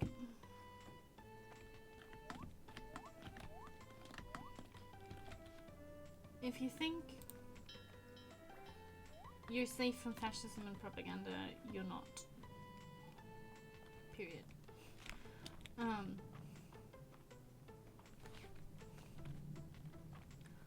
I'm glad I didn't fall into that pattern.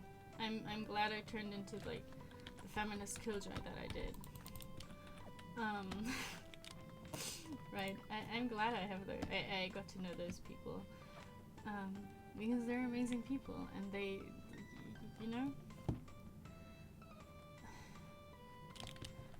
And I'm glad I'm the kind of nerd who read Judith Butler at 14. But I also recognize that not everybody can be the kind of nerd who reads Judith Butler at 14. So, I want to be the kind of nerd who reads Judith Butler at 14 and then teaches other people. Because again, I recognize that not everybody can do that. Not everybody has the time or the energy or simply like the comprehension skills. Like, saying that may again sound a bit arrogant, or like I'd be calling other people stupid. That's not really my intention. It's just not everybody has the comprehension skills. I'm bad at math, so somebody else, like, I'm really happy when people explain math to me in a way that's very simple, that even I can understand it. So I don't have really good math comprehension skills, and other people might not have very good comprehension skills for certain texts, right? So I want to be the kind of person who can help those people understand, right? If that makes sense. Like, I want to talk about those things. I want to educate about those things. I want to keep checking myself as well, because it's not always comfortable, but I'm glad I'm doing it, because it means I got to find cool friends, and it means, like, generally that I'm happier than I think I would have been if my 14-year-old as would have taken the turn to TEFDom. I feel like there's like a bad universe where what I started reading at 14 wasn't Judith Butler, but something like Julie Bindel, and then it would have just gone downhill from there. Because I also really used to like Harry Potter. Also, my 14-year-old self was very sure on not being like other girls, which is also something I've come around on since. I mean, I'm not really embarrassed about it anymore, because I think it was part of that path that I took, and it led me to where I am, and right? It was still something that taught me something, but looking back, I'm like, damn girl, you were stupid. Don't be stupid again. You know? Yes, making sense again. Do we have anything that goes into the museum? I want some horseradish. Oh yeah, we have the circular thingy. I want some horseradish. so that we can give the stuff to Torithia. We'll leave. Cool, y'all. Oh, yeah, right. We need to get iron to make iron ingots and shit. Yeah, I think there's a really bad universe where I read where I never found the channel of Lindsay Ellis, and therefore never developed a love for feminist film critique, and therefore never started reading things like god damn it, the male gaze text thingy, and therefore never started getting into like feminist theory. Yeah, I think there's definitely a universe where my 14-year-old me didn't read Judith Butler but read Julie Bindel. I think there's also definitely a bad universe, like a bad timeline, where I stayed in the whole N-log phase because for some reason there are certain women who don't grow out of that. And I think there is actually a real likelihood for that as well, because I work with video games, you guys. There's a lot of men and a lot of sexist men and a lot of men that expect you like that kind of will further that behavior, you know. And there's a lot of girls out there who still follow that kind of behavior, people I study with or I've met in other contexts, and it's just at the same time it's sad to see. Like it's infuriating, and it's really, it makes me feel pity and anger at the same time, if that makes sense. Yeah. Like I feel bad, but I also feel really annoyed.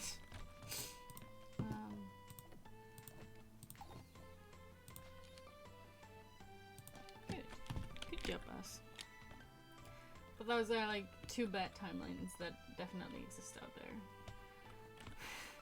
So I mean, I guess we're probably not living in the darkest timeline. Maybe. Maybe we are. Who knows? Who really knows? I don't.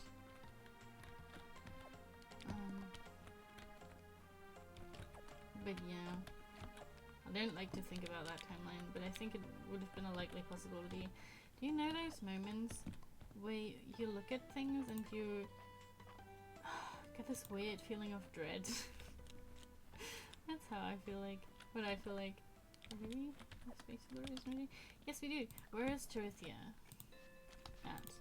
Because then we can bring her. Where's Hayden? Where's Torithia at? Why is everybody at the fucking inn again? Do you guys have nothing better to do? Are you just all fucking alcoholics? Is that the thing? Like, girl. Is just everybody an alcoholic? Is that what's happening?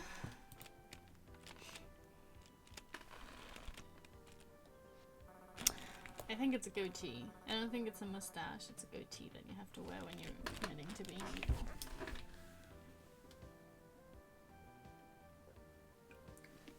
I'm glad I don't live in the Turf Lily timeline. It's good.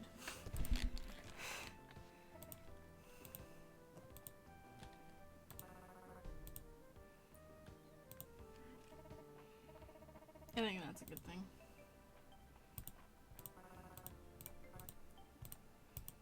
Yeah. Well, beach sounds like wind to me, I guess. Why do we need so much wood for like a stone bridge? Excuse me, how much money does the lady want? Why do you want money from me? Why do you always want money from me? Like, can't you just take each other's monies? You know? Take each other's monies for once?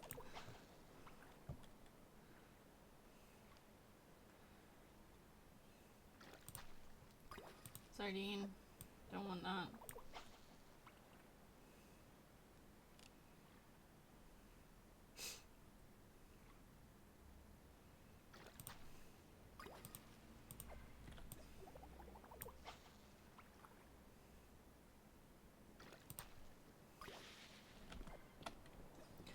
think it's also very interesting how things, like how two things at once can be true, right? Yes, makeup can very much be a patriarchal tool of oppression. Ooh, wait, what is happening with you? Why are you flying? Right? If it is something that is forced upon you, if it is something that you need to wear to fit a certain standard of femininity, it very well can be that. I think that's one thing I'm also trying to tell people when I do their makeup, or when I tell them how to do their makeup. I'm like, you don't have to look a certain way, right? I mean, at the end of the day, I don't really know what that kind of gender dysphoria feels like, right? I've had moments where I felt very uncomfortable in my female body, but it was usually more about how other people would treat my female body, and less about generally just having one. So I don't know how it feels like, right? And if something brings you joy or even euphoria, that's amazing. But I always try to tell people that makeup is a tool to do what you want. It's not something you use to fit a certain standard that somebody else has come up with. I want to keep that. I want to make deluxe food for my animals. It's not something, it's something you have to enjoy doing. It's something you have to feel comfortable with. It's not something that has to follow what somebody else wants out of you. Because the moment you do that, it becomes that tool of oppression, right? The moment you do that, it becomes that patriarchal tool that is supposed to keep you down. But if you see it as something artful, as something you do for you, you do out of enjoyment. I'm gonna take all of this because I'm bringing it down to the beach. This too. As soon as it becomes something you do out of self-expression and enjoyment, it becomes something that goes against that patriarchal standard. It becomes a you thing, right? As soon as you start to experiment with things, it becomes birthday Tozy. What do we give Tozy? And I don't know, that's why what's important to me. I've been asked several times what like rules are, what colors would suit people best, and I'm like, well, we can go into color theory because it's useful, especially if you don't know where to start. It's very useful to be like, hey, that color goes well with that color, and if you have like blue eyes, those eyeshadow tones suit you well, and if you have brown eyes, you can wear whatever, you know? Like, I guess it's helpful, but at the end of the day, fuck that. Fuck that. Like, fuck the shit that some Numbers magazine says. Like, fuck the whole, oh yeah, people with that body type shouldn't wear stripes. People with blue eyes shouldn't wear purple eyeshadow. Like, fuck that. Wear that purple eyeshadow. Wear them stripes. If you like them, if you enjoy the way they look, you know? But it's also very interesting, because, like, to have that mirror, because I've been doing makeup since I was 14ish, and I've been doing it for 4 years until I realized that I don't have to do it, because I've started doing it because I was kind of bullied into it. And then you're getting bullied for the way it looks, right? Because nobody is born a master of the fluffy brush. Right? So, no matter what you do, you can't really do it right. That's the whole point. But do what the fuck you like. You think that looks good on you? Well, it looks good on you. You can eat the green berries. You can eat the cranberries. And I wanna like focus on that enjoyment that I get out of makeup now, more so than the idea of it having to look a certain way. 'Cause fuck that. Fuck stupid people who think that.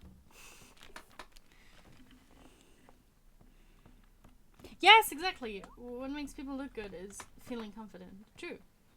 Very true.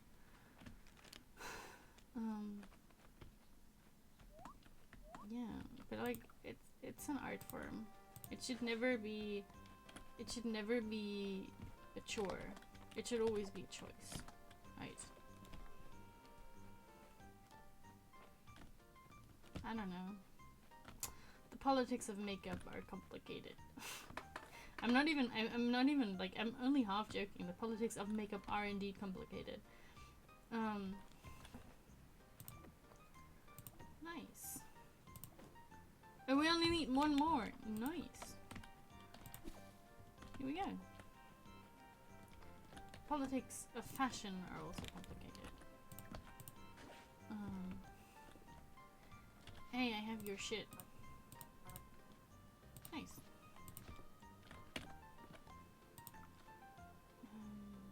Yeah, I should have brought all the stuff back. Oh, I guess.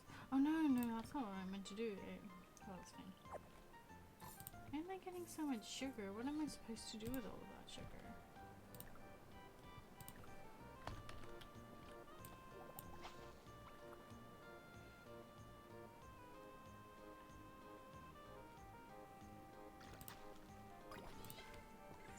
No, that's my shark tooth, yeah? You don't get to get it. It's mine. Go away. I'm not taking... Yo. Go away, lady.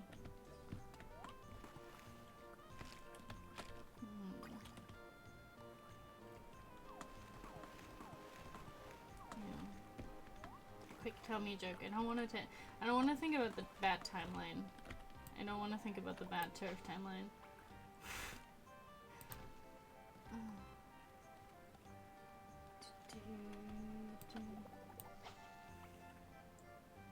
From the picture that was in the museum, it looks like we might still be needing like a flounder or something. Ooh, nice. Sorry. Okay, I guess. So I think we're looking for like a medium-sized fish. Oh, that's wood. It's not a fish. That's also wood, I guess.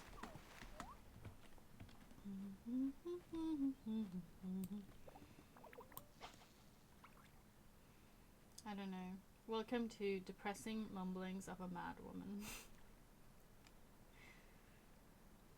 Why she plays silly little farming game. Anyways, do whatever makes you feel cool. Like, people are stupid. People will complain either way. That's kind of the thing. In the kind of society we live, right? Like, in the kind of patriarchal society we live, you can't do anything right as a woman anyway, so you might as well do what makes you happy, right? And I mean, the same goes for and the kind of queerphobic society we live in, the kind of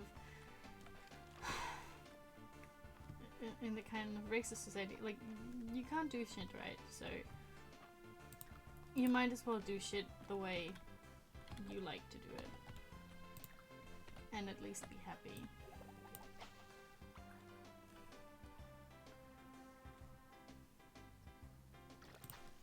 Nice.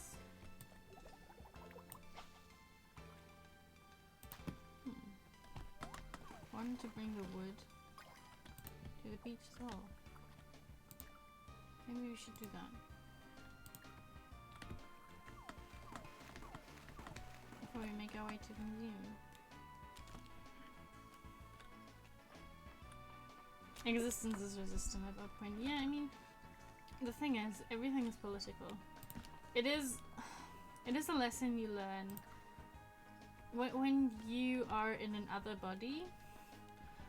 By that I mean you are not in a cis male white body, and by extension not a straight body, right? But ew, that sounds disgusting. That sounds fucking disgusting. Canned sardines. I read candied sardines and I was like, that sounds awful. Canned sardines. Okay, that's fine.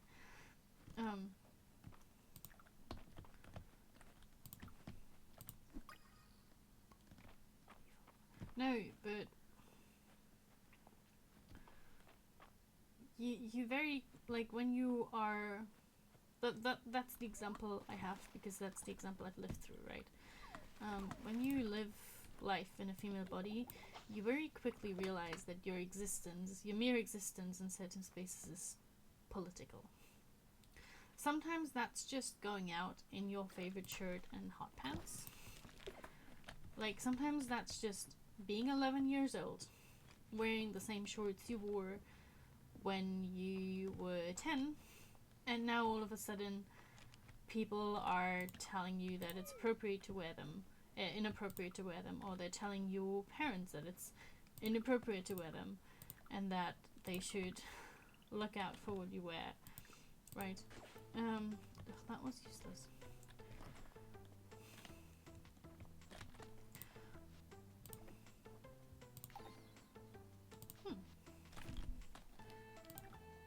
And all of a sudden you find your body being policed. And you don't really know what's going on, because you wore those like 6 months ago and nobody batted an eye. What's wrong with them now? You know? So it's a lesson you learn very quickly when you're an other. It's not an experience I've made, but it's an experience I've been told about, right? Is that you will very quickly learn that having a different skin color will make your existence in certain spaces political. And it's not even your choice whether or not that happens. It just is. When you are a woman who does things that are generally male-coded, your doing of those things is considered to be political. How often I've heard that it's really cool that I'm a girl who plays video games, but, you know, I couldn't do that because, I don't know, I wouldn't be good at those. Or, oh yeah, I'm fairly certain that, like, that's a real turn-off for boys, you know? Or, I mean, it's cool that you're doing this, but, like, I wouldn't do it because it must be so exhausting because of all the sexism. And it is exhausting because of all this sexism, don't get me wrong. But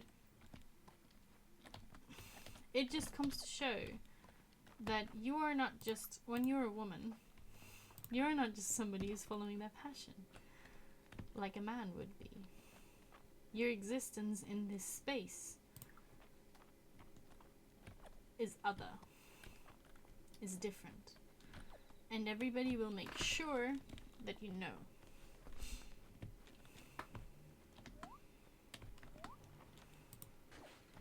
And it doesn't matter whether or not you're the cool gamer girl that the boys like, or whether you're the bitch who ruins the video. Like, same coin. You can never just be the girl that likes to play a game. You can never just be the human that likes to play a game. There's always more attached to it. I know my nose is itchy. So, when you're already living an existence that's constantly politicized, you might as well turn that existence into resistance. You know? Fuck the system. Fuck the system with a C. S-I-S-T-M.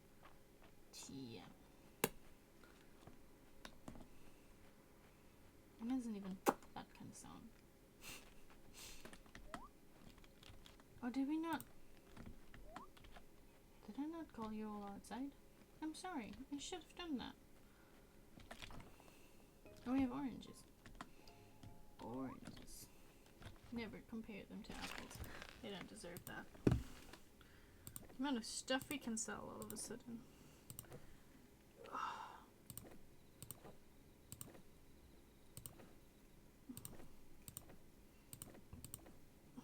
The fingers on one of my hand feel really swollen today. And I don't know why. I think it's the heat. But it's weird that only this hand feels like it, and this one feels normal. So I don't know, it's weird.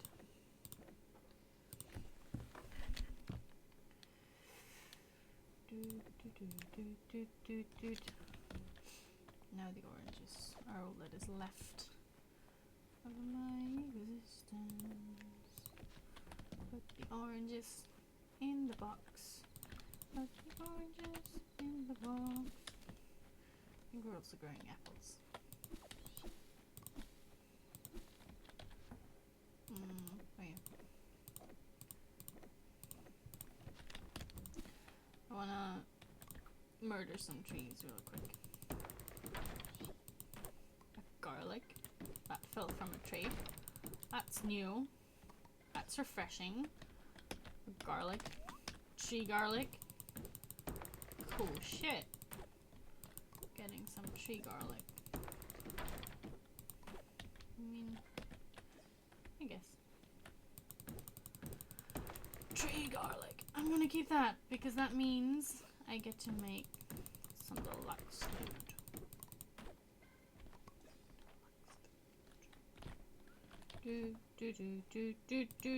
Sell the garlic. We need all of that.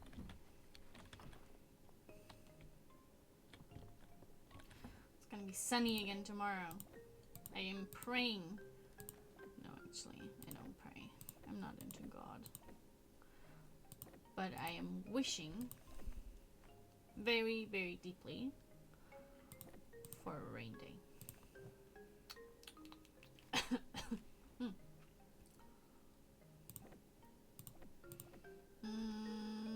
What did chestnuts? So we can make the deluxe food.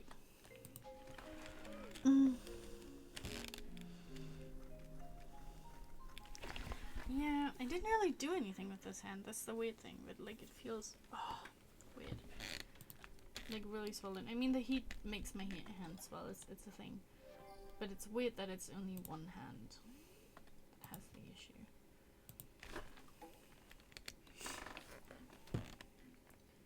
It's Wednesday.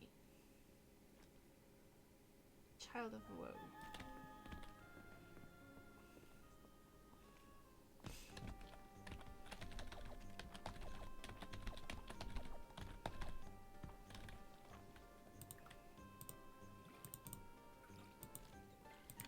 I'm getting sleepy too. I'm not sure if I talked myself into the depressor or if I'm just getting sleepy. Both things can be true at once. It also makes me feel awkward to be vulnerable. Yikes. You don't like that. You need to overcompensate with something really funny now.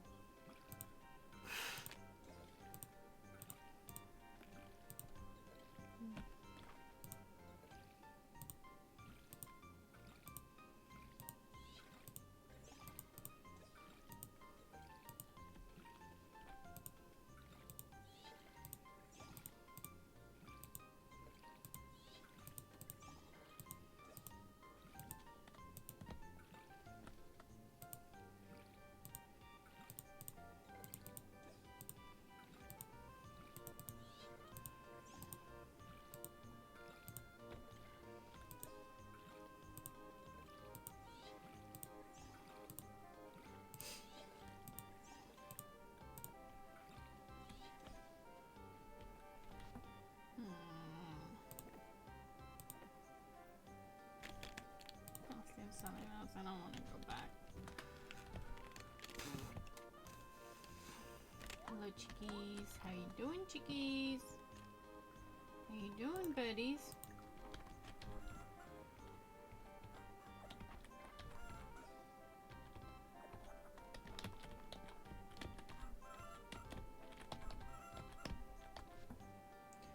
I'm gonna take all of this. because I'm not sure how much I need. No, I want to feed Cosmo. He needs to be fed. Ooh. Ooh. Don't know what to do with the magic beads yet.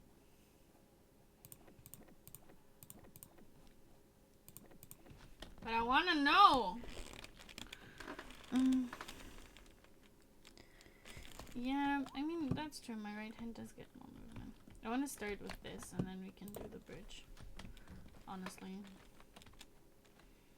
The bridge is not my priority. Maybe the bridge should be my priority because I think once the bridge is done, we can also upgrade Hayden's farm so he can sell us bigger coops or upgrade the ones we have. I'm not sure.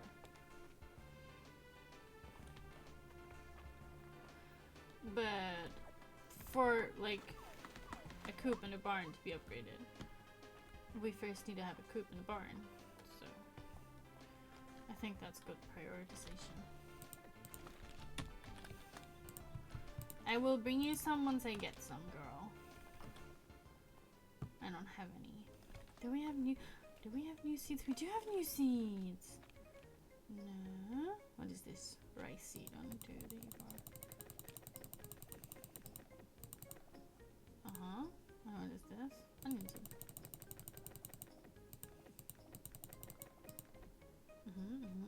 That's it, right? I'm not missing anything. Okay. Bye-bye. That's cool. Yes, I get access to a new area. I don't think it's that big of an area there. But I do.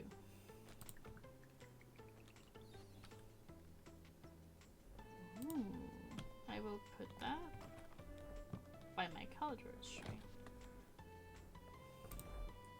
Deluxe small animal feed. Yes.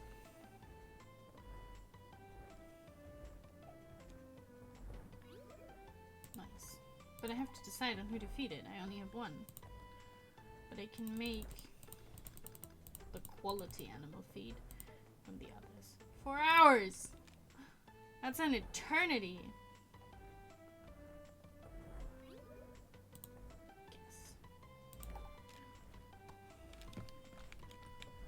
Guess so.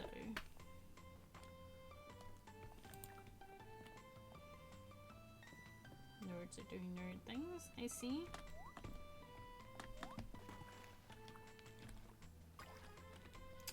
I'm so tired of catching pike. I'm so tired of pikes. They're the worst fish. I'm sorry, they're just... Fuck your pikes. Take them somewhere else. Please.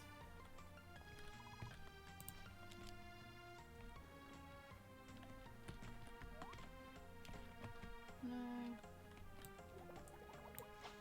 Also, it's very sad. J.K. Rowling's tweeting again. It was very nice while it lasted.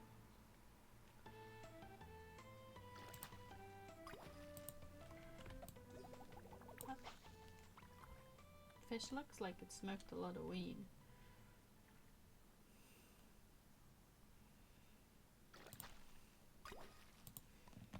That just looks ugly. That's okay. Some fish look ugly. Some fish look pretty. Life be like that.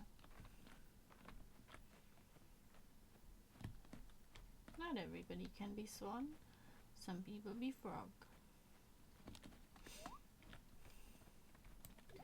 And honestly, that's okay because I think frogs are also really pretty and like, especially, have you seen like glass frogs? Gorgeous. No more pikes! No more pikes!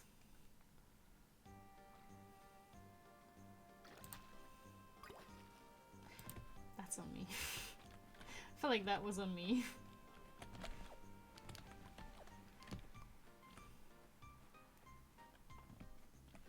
Maybe if I chant many more pikes, there's gonna be less pikes.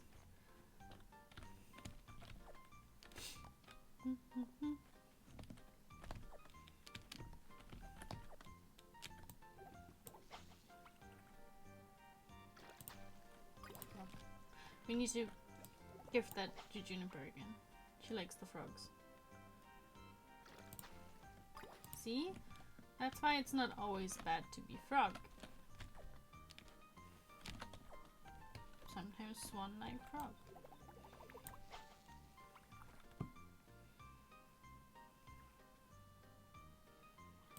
Oops. It's okay, sometimes my trigger finger is a bit twitchy. Well, that's alright. It's okay. Oh, come on. I'm not even trying. I will waste my time on better endeavors. Or not. Who knows?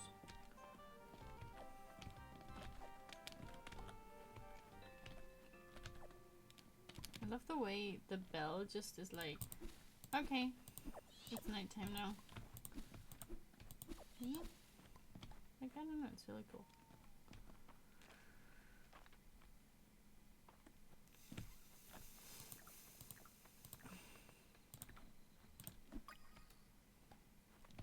Jennifer is drinking at the pub. Because everybody do be like an alcoholic in this game. Everybody's at the pub. I mean, I guess it makes sense. In a small town, that's like the place everybody goes. Still weird though. I mean, we know Jennifer's an alcohol problem. Oh yeah, it's Daisy's birthday. Here you go. Go. Yeah. There you go. I'm gonna give a fish to Dozy. She might like that. My dog likes like little dried fish snacks. Like they're literally just dried fish that she likes to snack on. The cat likes them too, which is like a 2-in-1. But also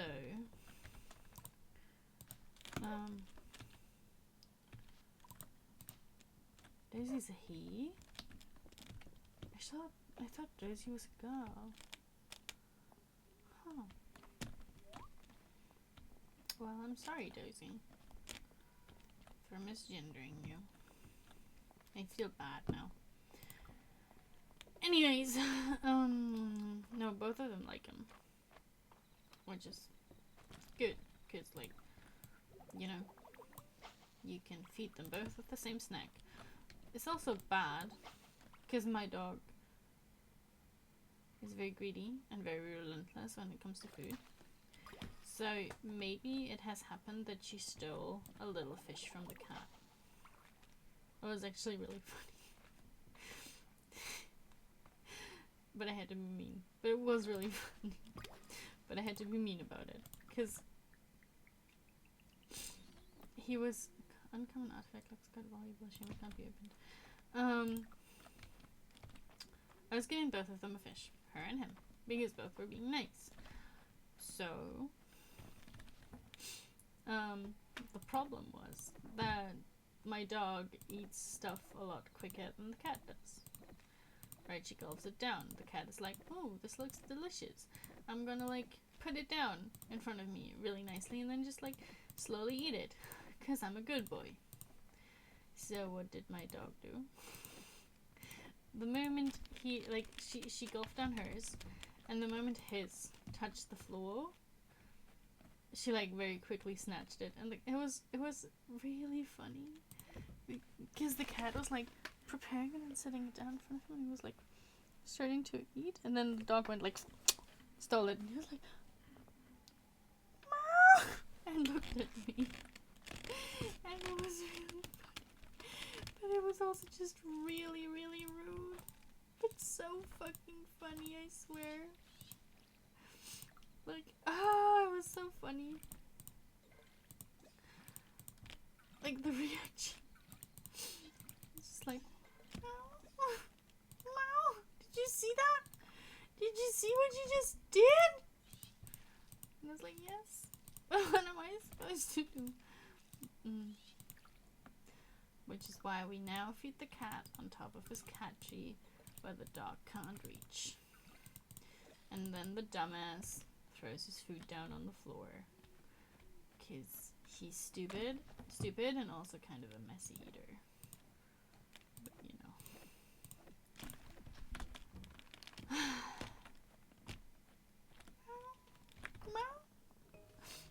what she did. She stole my thingy. Ow.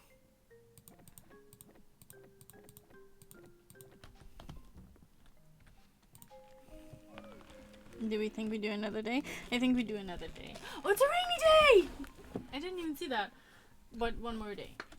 And then we sleep. I think. I want to sleep too. Ooh, another cup. Okay, okay. Name. We want more flowers, right? That's the whole point. What is a flower? What is a flower? Or like a flower-inspired name.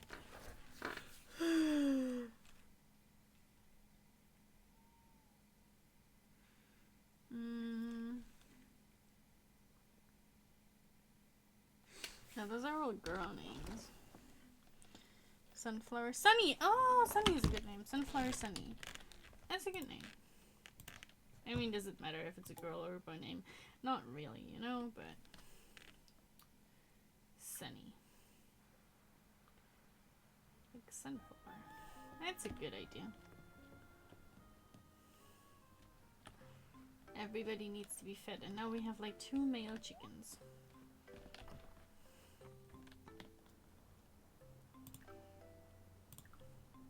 Okay, everybody, I have quality feed.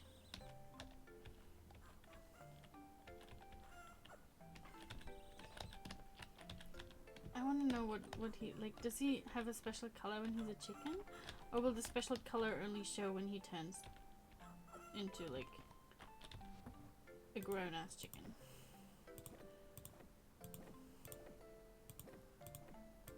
Because I want to know if, like, my little breeding experiment was successful.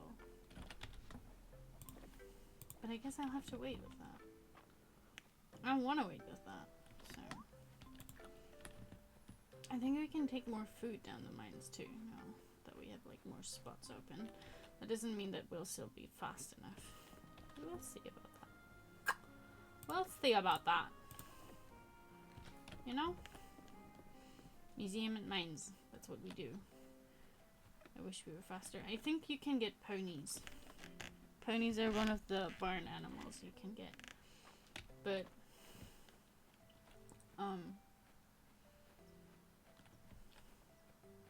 hey Hayden, how's it hanging?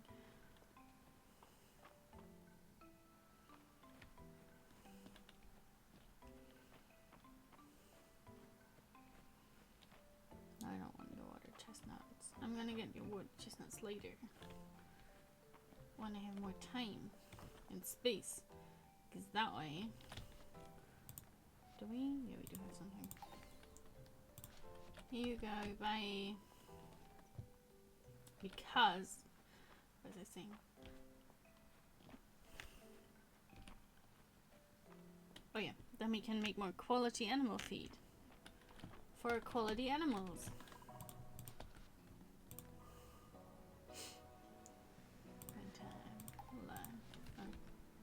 Sorry.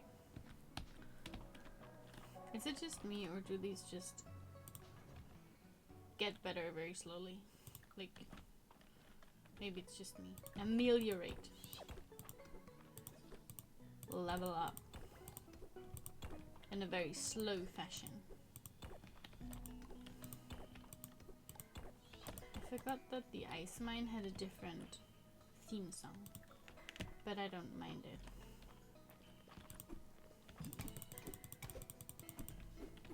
Ow.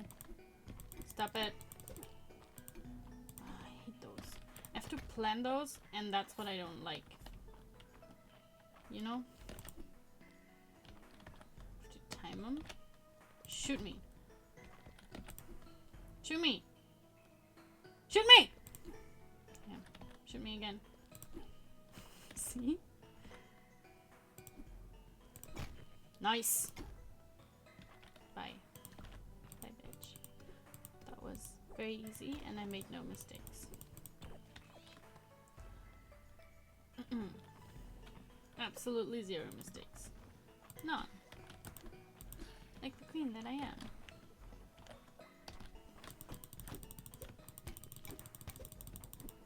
No! No mistakes. Like the queen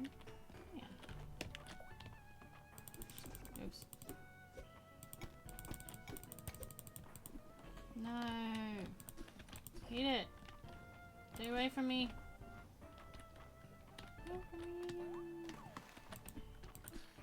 Somebody wanted coral. I know that. I'm really good at what I'm doing. Thanks. Oh, hi. Hi, mushroom. Turn around. Do your thing.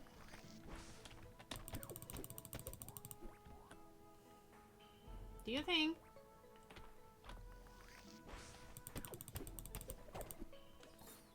Cave mushroom.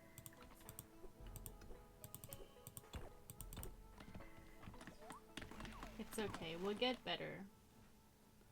Please go away. No, no, no, no. Nice. We'll grow. We'll grow with our challenges. That's what we always do. Okay. Get this. Nice. Are there any fish? Are we seeing any fish? No, but we're seeing this, and I want to get it.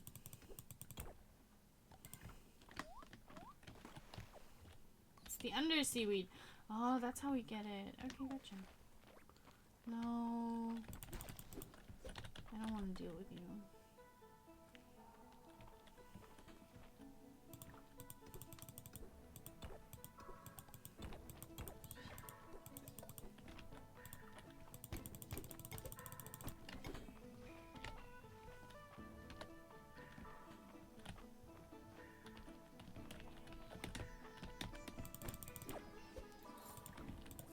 Fish. Let's get the fish. There's also some sort of cube that our friend Juniper wanted. What is this? An archer fish. Ooh! Cool. Colossus. Uh-huh, uh-huh.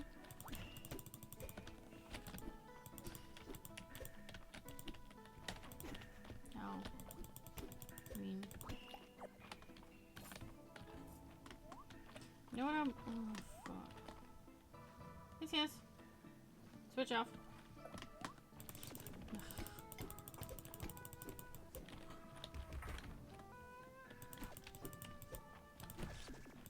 I need to stop being stupid. It's a lesson I need to learn. What is this? Sea grapes. Something. Otherwise, I will die. This looks like an entry to somewhere. Right? So there has to be a second lever. Lever? I don't know. It's one of those two. I guess I'll deal with you.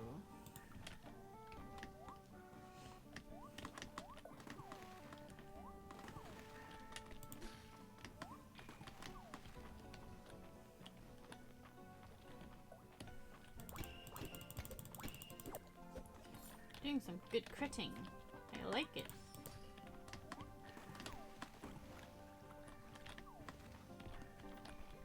Come on. Ooh, no! Oops. Oh. It's okay. We'll survive.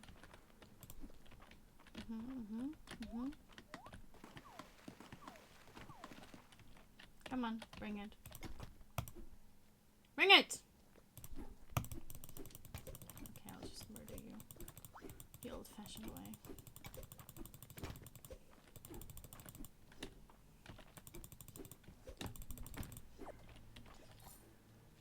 I love the sound it makes when they hit you. But I also hate the sound it makes when they hit you. No, but seriously, there has to be another lever somewhere, right? I don't want to keep looking because I want to get to level 30.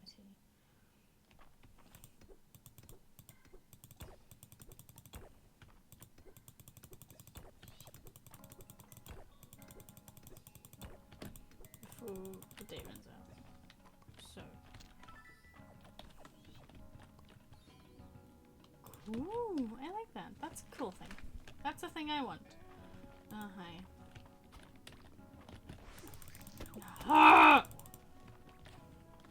Incompetent. Me. That's who's incompetent. Okay.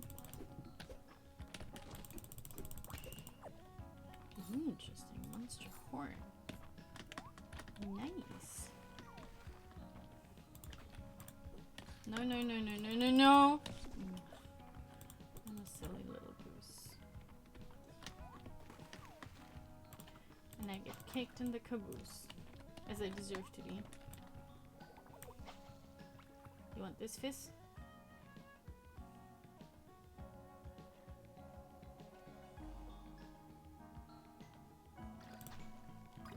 Another archer fish, that's okay.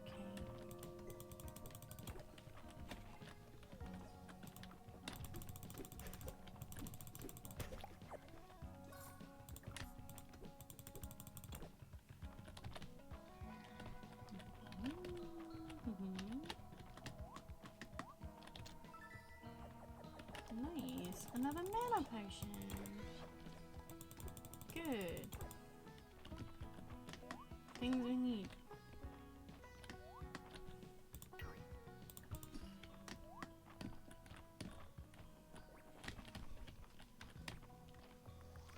Come on, bring it.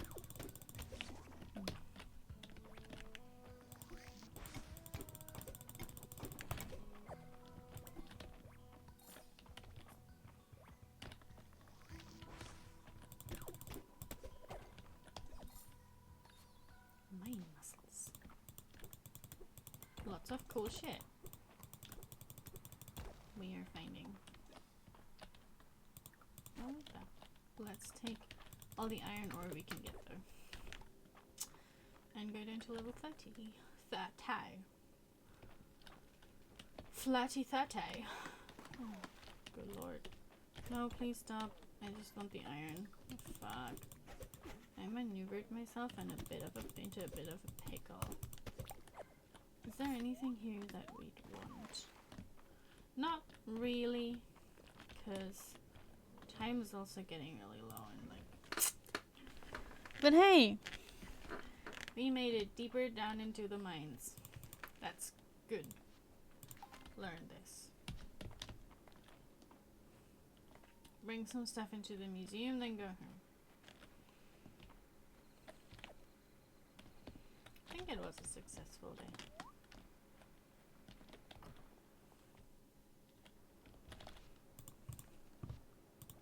Successful mining day. Donate. Lol. Yeah, I mean Terethiel wanted some undersea weed, but we'll find more. And the museum is kind of my priority. I don't know why. For some reason, the museum is my priority. So. I know it's getting late. That's why we're going home. That didn't do anything. Probably because our mana was like full. But I wanted to see because it doesn't look like our mana is full, if that makes sense. Like it looks like one of them is full, but the other two are not. So I'm not sure. But anyways, we wasted a potion. And no. I guess we know. Whoop whoop. You live and you learn. And sometimes you regret your choices.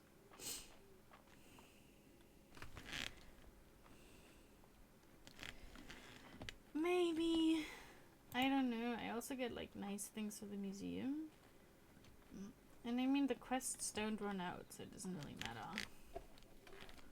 But I also, yeah, I guess I also am like, I have collector's brain. I guess that's true. Only 7? Hot damn. Hot diggity damn. It's not a lot. It should be more. Well, it's okay. All the stuff gets sold. This does not get sold. This gets sold. And this gets sold. This gets sold. And this gets sold. And this gets sold. And I'll keep this then. I'll keep those two. I need to make more quality food. Yeah, that's all stuff we're keeping. So. I like Coral Arch. I think we found another set I'd like. Maybe. Maybe. We'll see. I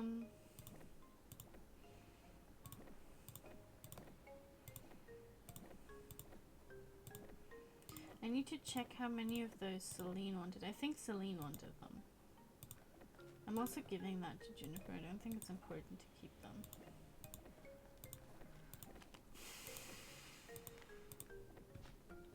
How much did you want, Celine? Oh, 5, so we need one more. Okay. But that doesn't matter, because we're gonna save and then go to bed now. Both my hands are itchy though, but I think that's the bugs and the sweat and the general summer. Ew. World's most disgusting season. But I think summer knows that I don't like it, so it's fine. We'll do that probably on Wednesday. I'm not sure. We'll see how Wednesday goes. Yeah. We need more than, I guess. Not next week. Probably not next week on Sunday. Saturday. Because I will be away. Yes. Because I will be in a workshop, for game designers and game developers about fascism and Nazis. I told you it's my favorite topic. No, but it's about how we can gauge these things and work against them. So I won't be there. Yeah.